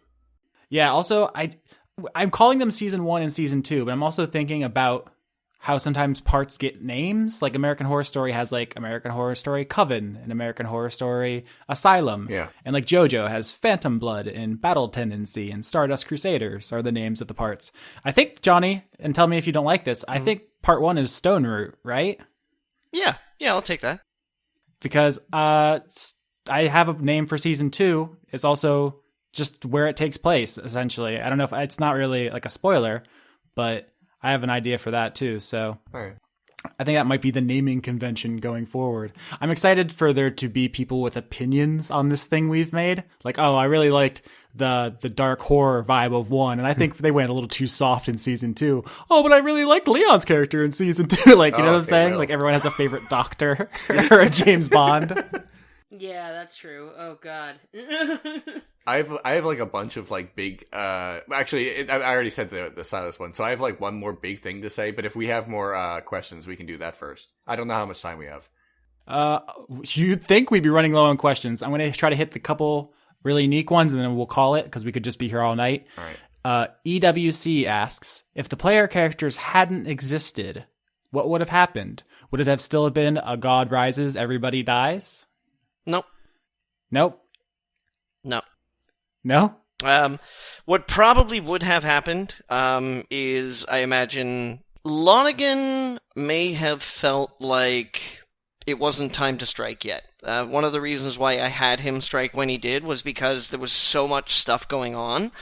Erlin, normally, Erlin is supposed to be a very alert character. He's supposed to have his eyes on just about everything at all times.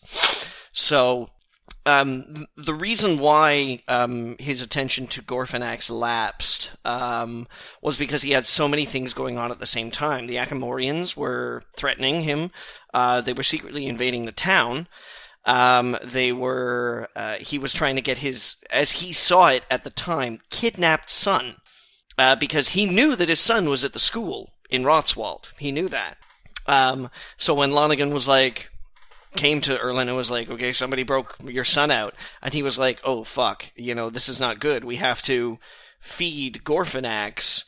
And, it might only be my Horcrux that can do it without having to die. Because, he needed Ulick back because he didn't want anybody to die. So if you guys had not interfered with Ulick's captivity, Lonergan probably would have felt a little too afraid to act. And so the cycle would have just continued, is what you're saying? The cycle would have continued, yeah. Okay. In whatever horrible perpetuity that was. All right. So it's really double our fault squared. Cool. Cool. I think this will be the last question. All right. I have a thing to say at the end, but yeah, go ahead with the last question. Yeah. I think we all have like one or two more things to say, but Okay. Can Johnny give us a basic synopsis of any alternate endings of the campaign? Is there any other way that you envision this going down? I'd like to hear that too. No, you see, because here's the thing, is that, like, when we were talking about DM principles, and I said never write too far ahead. Mm-hmm. Because one of the worst things that you can do as a DM is spend, like, 8 hours writing a week, only to discover that 2 of those hours have been played. And then you've got, like, 6 hours of writing that are like, oh, well, what if this happens, what if this happens, what if this happens, what if this happens, that all goes out the window. So, like, what if Jane had survived and Rinaldo had been captured? What if Jane had survived but Rinaldo had been killed? Like, what kind of character was Leon going to roll? Would they have sided with Firo? Would they have actually come to understand that Erlin was trying to keep everybody safe and that he was battling a much worse force than, a bunch of warrior monks in a pastoral town? What if the party had secured Ulick's freedom and got back to Stone Root with him intact? How would Tamsin had made her move? Would there have been something like that happen to her? Would they learn about Emma? Like, these are all things that could have happened very easily in the story. Like, there was one episode where I was absolutely certain that Rinaldo was going to start a fight with Danyan. I remember that. He was getting close. You were just mean to him. And so, like, what happens then? What happens when, like, one of the most beloved charities and churches in town is assaulted by one of the player characters? What if the vote had gone a different way? What if they decided to go with Rinaldo's plans? What if Anne had never started the fire? What if the Akamorians had never decided to raid Erlin's residence because, like, let's say Jane survived and, she was there looking after shit or something like that? Like, what information would the party have learned if any of these things had happened? The whole campaign would be different. And it's a stupid idea as a dungeon master and as a writer to write all of these endings when you're doing a tabletop game. When you're doing a video game, totally makes sense, because people can load the game and change their decision and, do this and do that. But there's a reason why you can do a tabletop D&D game every week, but it takes years to make an RPG for video games. Years. Because you need to write all those endings, and you've got hundreds of people, if you're fucking lucky and rich, to do it. This was just me, man, and the 3 people who were happy to blunder through the shit that I was writing in whatever fashion they decided was appropriate that week. So Yeah. there were a shit ton of other things that could have happened, that could have ended. Maybe Firo would have been one of the good guys. Maybe they would have thought that Erlin was a villain all along, Maybe they would have been fighting with the Akamorians in Rotswald against Erlin. Maybe Erlin might have been possessed by Gorfinax. Yeah. Any of these things could happen. It was all on the table.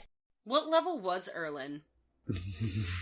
I kind of... Is he an epic level character? That's what I'm asking. I fudged some rules when it came to Erlin's stats in the final combat, because earlier on in the series I alluded to Erlin's longevity being not entirely explainable.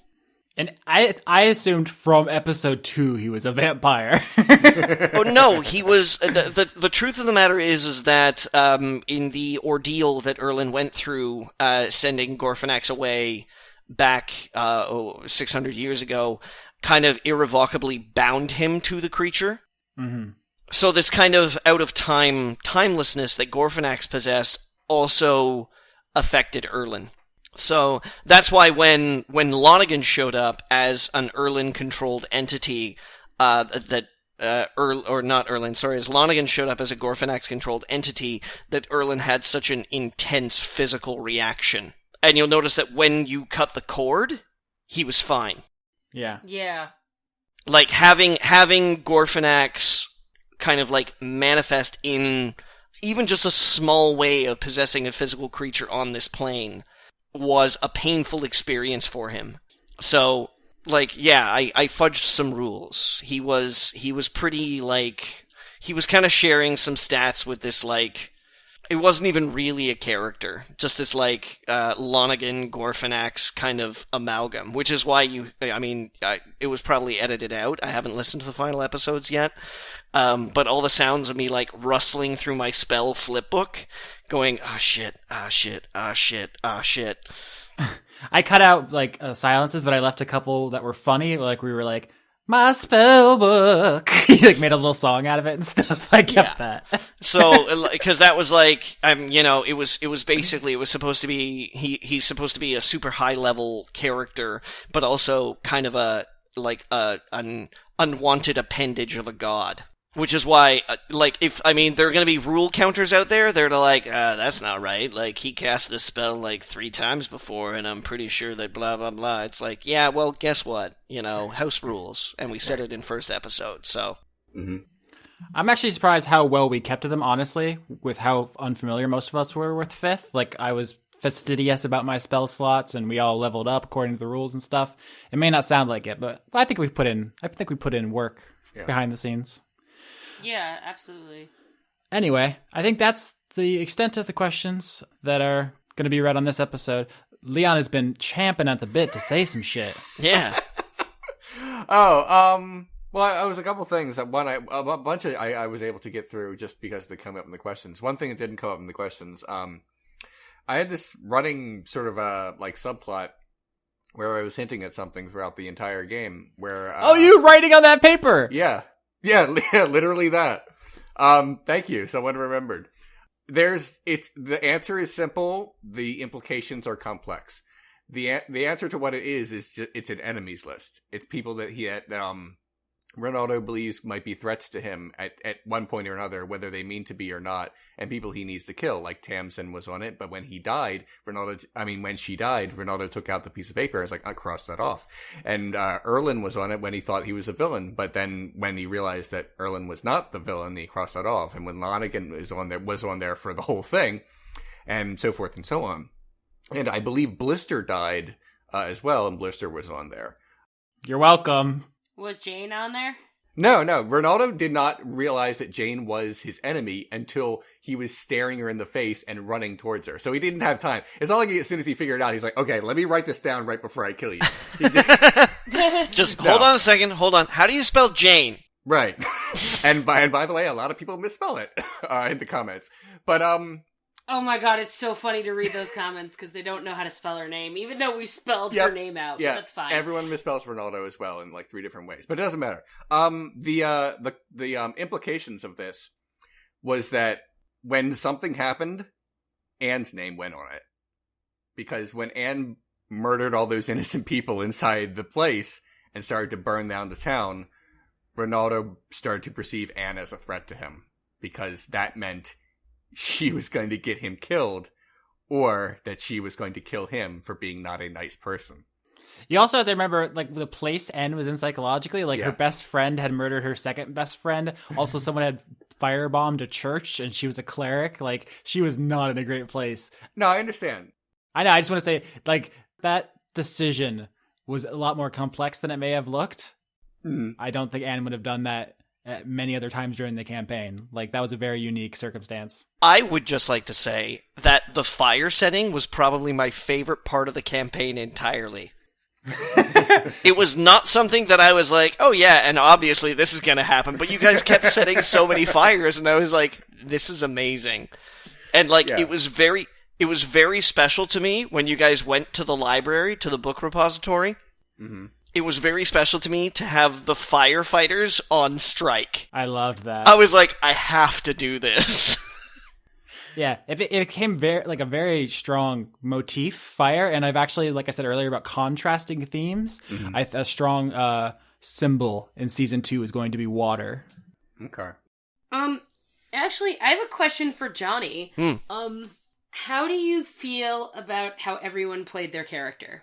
Great. I feel like that's not a question that a lot of people would ask you because, DM, he knows everything. But how do you feel about us as individual players? No, absolutely great. I mean, very early on, it occurred to me after we ran that first combat that I was like, this may not necessarily be a kind of a classic D&D. I know that, we got some listener comments throughout the entire campaign that were like, oh, can you have some more combat in it? And I'm like, I'd like to, but at the same time, that's just kind of like listening to math. Yeah. Yeah. Yeah. It's not as compelling as, characters talking to each other or learning things about each other or, the whole evidence of betrayal with Rinaldo and Jane and the subsequent actions of that happening. Yeah. To a more compelling story than, hey, combat, more combat. Yeah, I went into this kind of thinking that, it would probably be better to have something more akin to a radio drama that sort of had just a dash of game, just just sprinkled over the top of it, Yeah. My first exposure to D&D was listening to streams where Skitch would play D&D with Jason Pilara and Noah Antweiler and a bunch of those old Channel Awesome guys, and their streams would be 4 or 5 hours, and they would accomplish basically the same amount we do in an hour-long episode because they played 4th edition combat, and it just went on forever. And it was fine for what that was. It's just not the kind of show I want to do. And I'll probably mention this on episode 1 of season 2, but I've gone in and ripped out the math on everything. I'm basically remixing so much under the hood so that when combat happens, it's more, I don't want to use the word realistic. There's a sense of verisimilitude to, if you guys take a sword to the chest, you're going to have taken a sword to the chest in numbers. So combat can happen. It will happen if you want it to, but it's going to be much faster because of these things I'm going to do behind the scenes that you guys don't have to worry about. Mm-hmm. Streamlining that is something that I've been working on for a long time now. Okay. Yeah. You want to hear the conclusion to what the list was going to do? Oh, I'm sorry, Leon. I thought that was I would love to. I want to hear what you were going to try and do in my universe. If we won, one of two things was going to happen between Rinaldo and Anne. He was going to say, no matter what, he was going to say, Anne, we don't work as a group because you're dangerous and you're going to get me killed one day. So I need to go. And if Anne was like, that makes sense, and Rinaldo just, fucks off and go, and that's the end of his story, then that would have been the end of the story. But if Anne, as she had been doing throughout the entire game, said, no, we have to stick together, and I'm going to make you a good person, and I'm going to be with you forever, and you're my best friend, and hangs on to his leg, which I felt was a very real possibility. Were you going to tell Anne about the rabbits? No, yeah, Rinaldo was my plan was this. I was basically going to wait until Anne's HP was low, and then say, hey, Anne, how about one more butt touch for old time's sake? And then with Rinaldo as strong as I could make him, goes in for a hug and then snaps her neck. That was going to be a strength check, I feel. And that was or if that did not work, he was just going to sword her to death. That's fucking dark, bro. Well, if Rinaldo feels like if she's not going to just leave him alone, then he's got to do something about it. You know what I was gonna do if we had won? Yeah. Alana was literally going to go to the next town and be a prostitute again because fuck it. Nice. She doesn't care. Your plan is more streamlined than mine. Mine involved possibly murdering my best friend. Murdering a beloved character, you monster. The second most beloved character, apparently. Yes, the second most, yeah. To be fair, I know that Rinaldo and Jane, never saw eye to eye and we didn't like each other as much in character. Mm-hmm. but I feel like if you had murdered both members of the original party, like, I feel like if you had murdered Anne, that, like, everyone would have gotten mad at you as listeners. That's fine. I'm totally okay with that. Rinaldo was, and the way I was going to do it, Rinaldo's last words were going to be he scratches her name off the list, and that was going to be like the big reveal to what it was. And then he was going to say, Anne, I love you so much. I'm only going to loot you a little. And that was going to be perfect. I was going to burn her and then run right off. See, there you go, Jess. That's a perfect example of how great I feel about you guys role-playing your characters properly. If we had won, and Rinaldo would have said, like, oh, I think we should go our separate ways, I honestly think the final shot of the movie of this campaign is us at a crossroads in a sunset. Rinaldo takes off in his horse in one direction, and goes off on her moose back towards the Church of Avandra, because that's where she would want to go after this to report back. And Alana going to be a prostitute in the next town. Like, literally us just going 3 different ways at a fork. Okay. No, you see, then the camera would crane upwards. Uh-huh. And then off in the distance, you just see this burning metropolis. Well, there is that, too. None of us are going to Stone Root. Like, we're all leaving. I know, but that's like... Our legacy.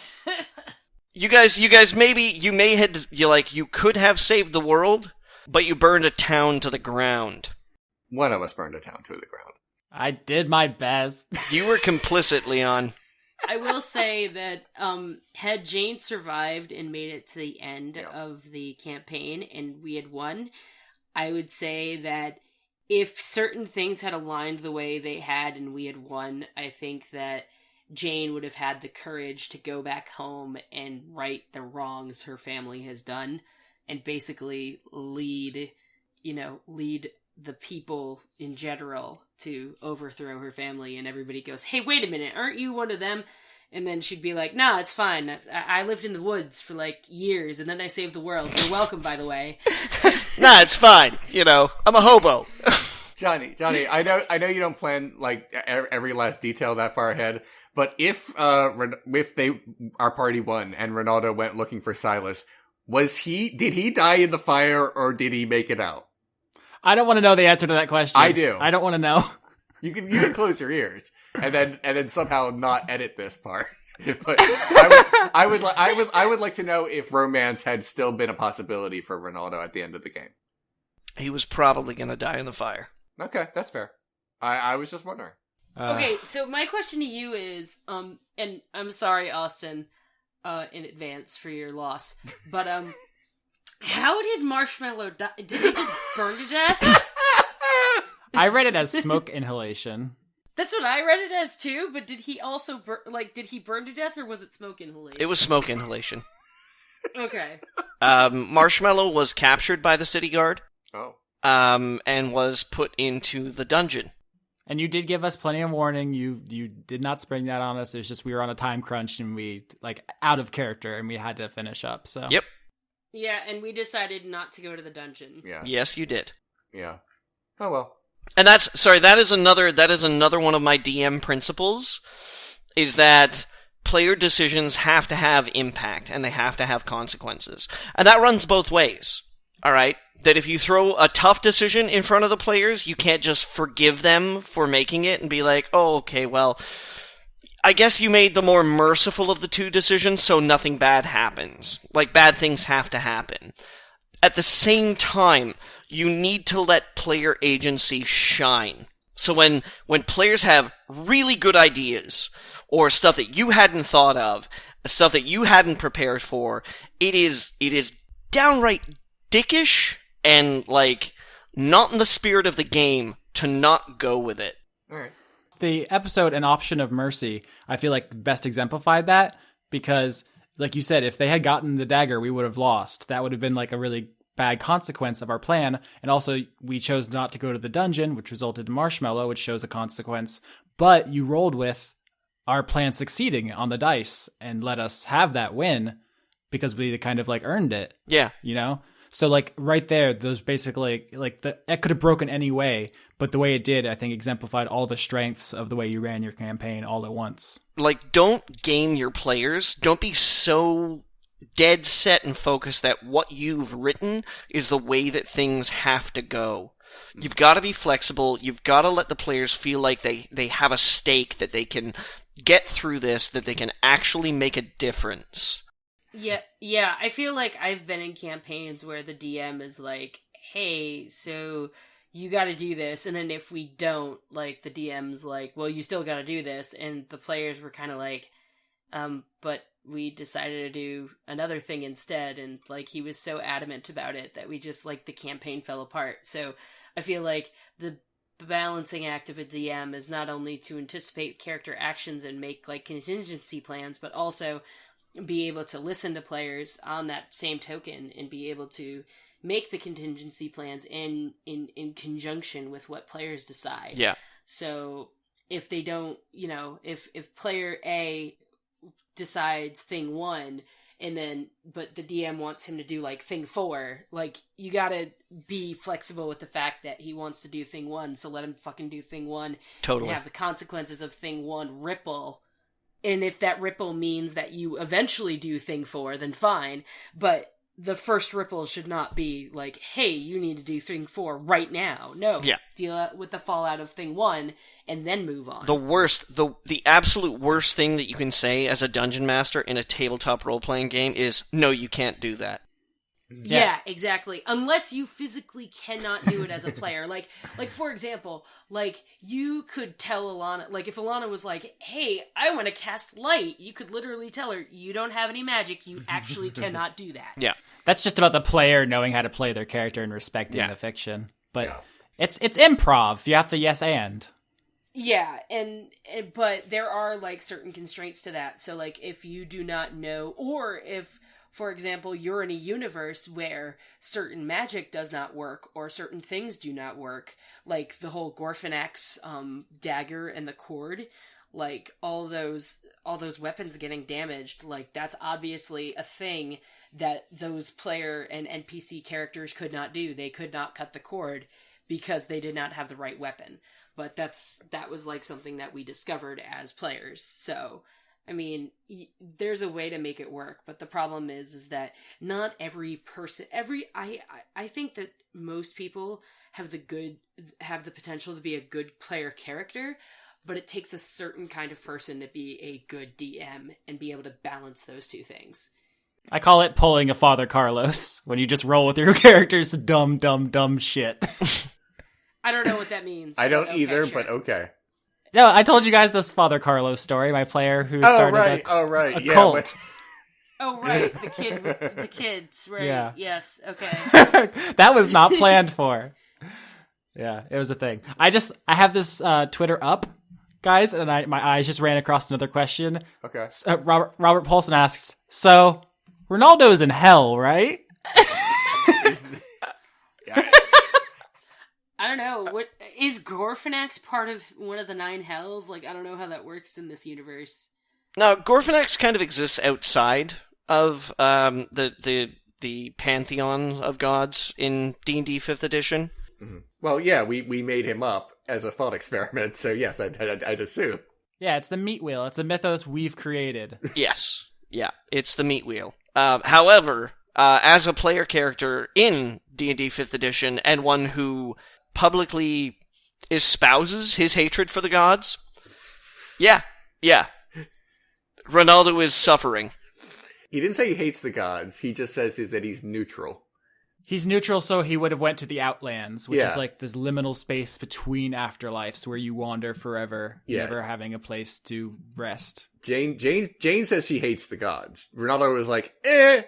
She was chaotic neutral, so she went to limbo, where she was torn apart by evil frogs forever. So, speaking of gods, a lot of people have asked the question, like, to me at least, have asked the question, did Alana get touched by Evandra? A lot of people have asked me that, and I told Johnny the answer.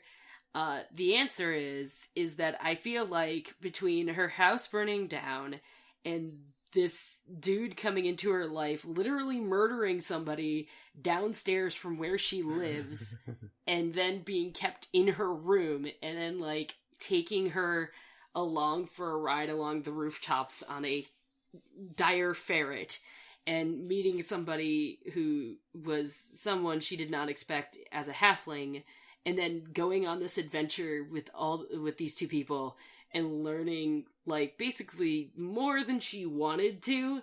I feel like Alana felt that Evandra was a convenience, and she did find God, but I feel like if none of those things had happened to her, she just would have gone on her merry way and just said, fuck it, I don't care.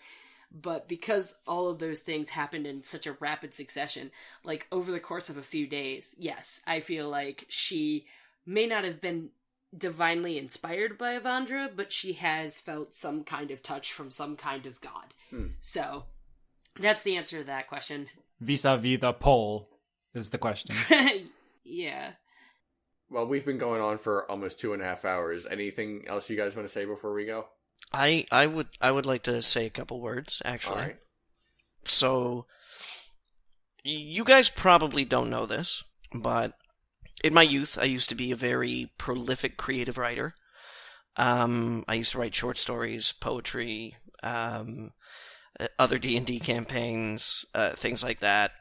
And when my father passed away in 2006, I suddenly discovered that I had lost taste for writing, almost entirely. I wrote maybe a dozen very, very personal, very powerful pieces after he passed, and then I put my pen down, and I didn't pick it up for a long time after that.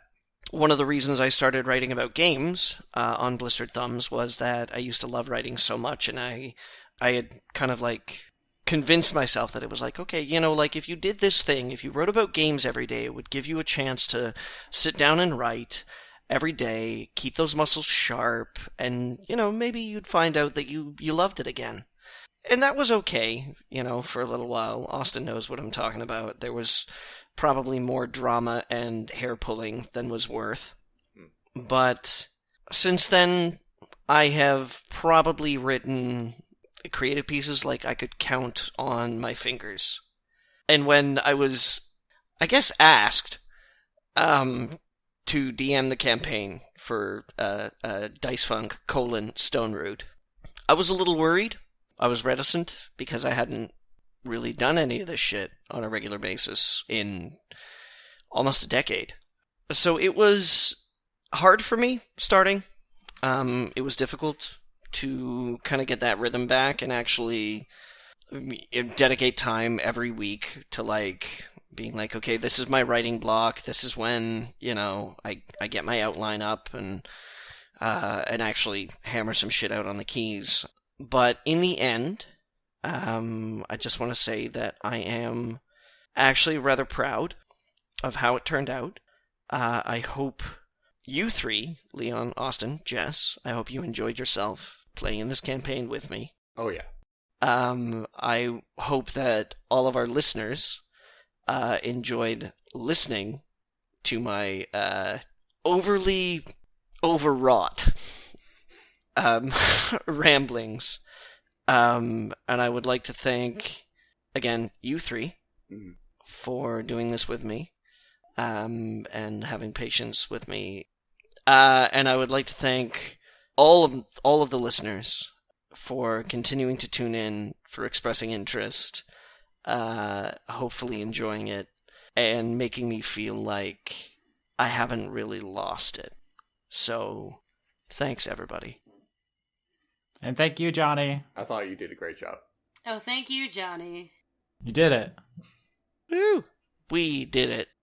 And by we, yeah. I mean me, and you guys lost.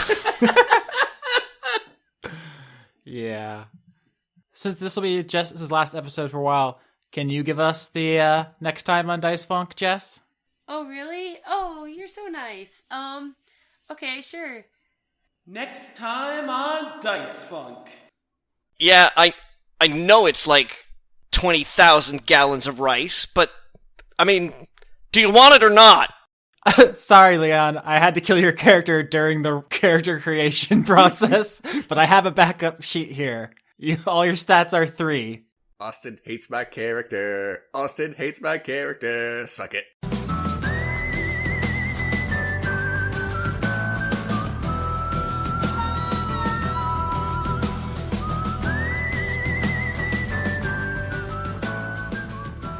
As always, our theme song is A Fistful of Nickels, the overclocked remix arrangement of Shadow's theme from Final Fantasy VI.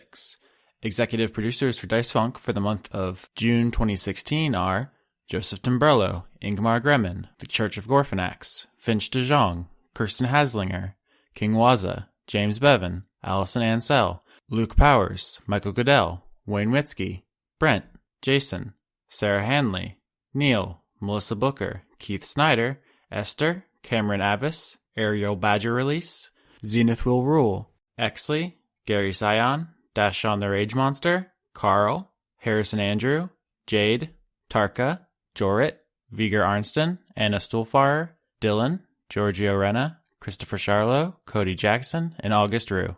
If you want to support the show, you could subscribe to us on YouTube, iTunes, or Podbean, as well as rating, reviewing, or commenting. If you want to help more directly, you can find me at patreon.com/Austin Yorsky. You can find Leon at patreon.com/RenegadeCut. And you can find Jess at patreon.com/RavenAllegria13. If you want to support Johnny, please, for the love of God, don't plunge the dagger into the orb. We found that out the hard way. Ja, lash freien is it agnet hier vedna, the verhard nummer, fjal vertherbes in a shell floor, sit it, freien op is it of the dolphin hier, ja, lohit, na.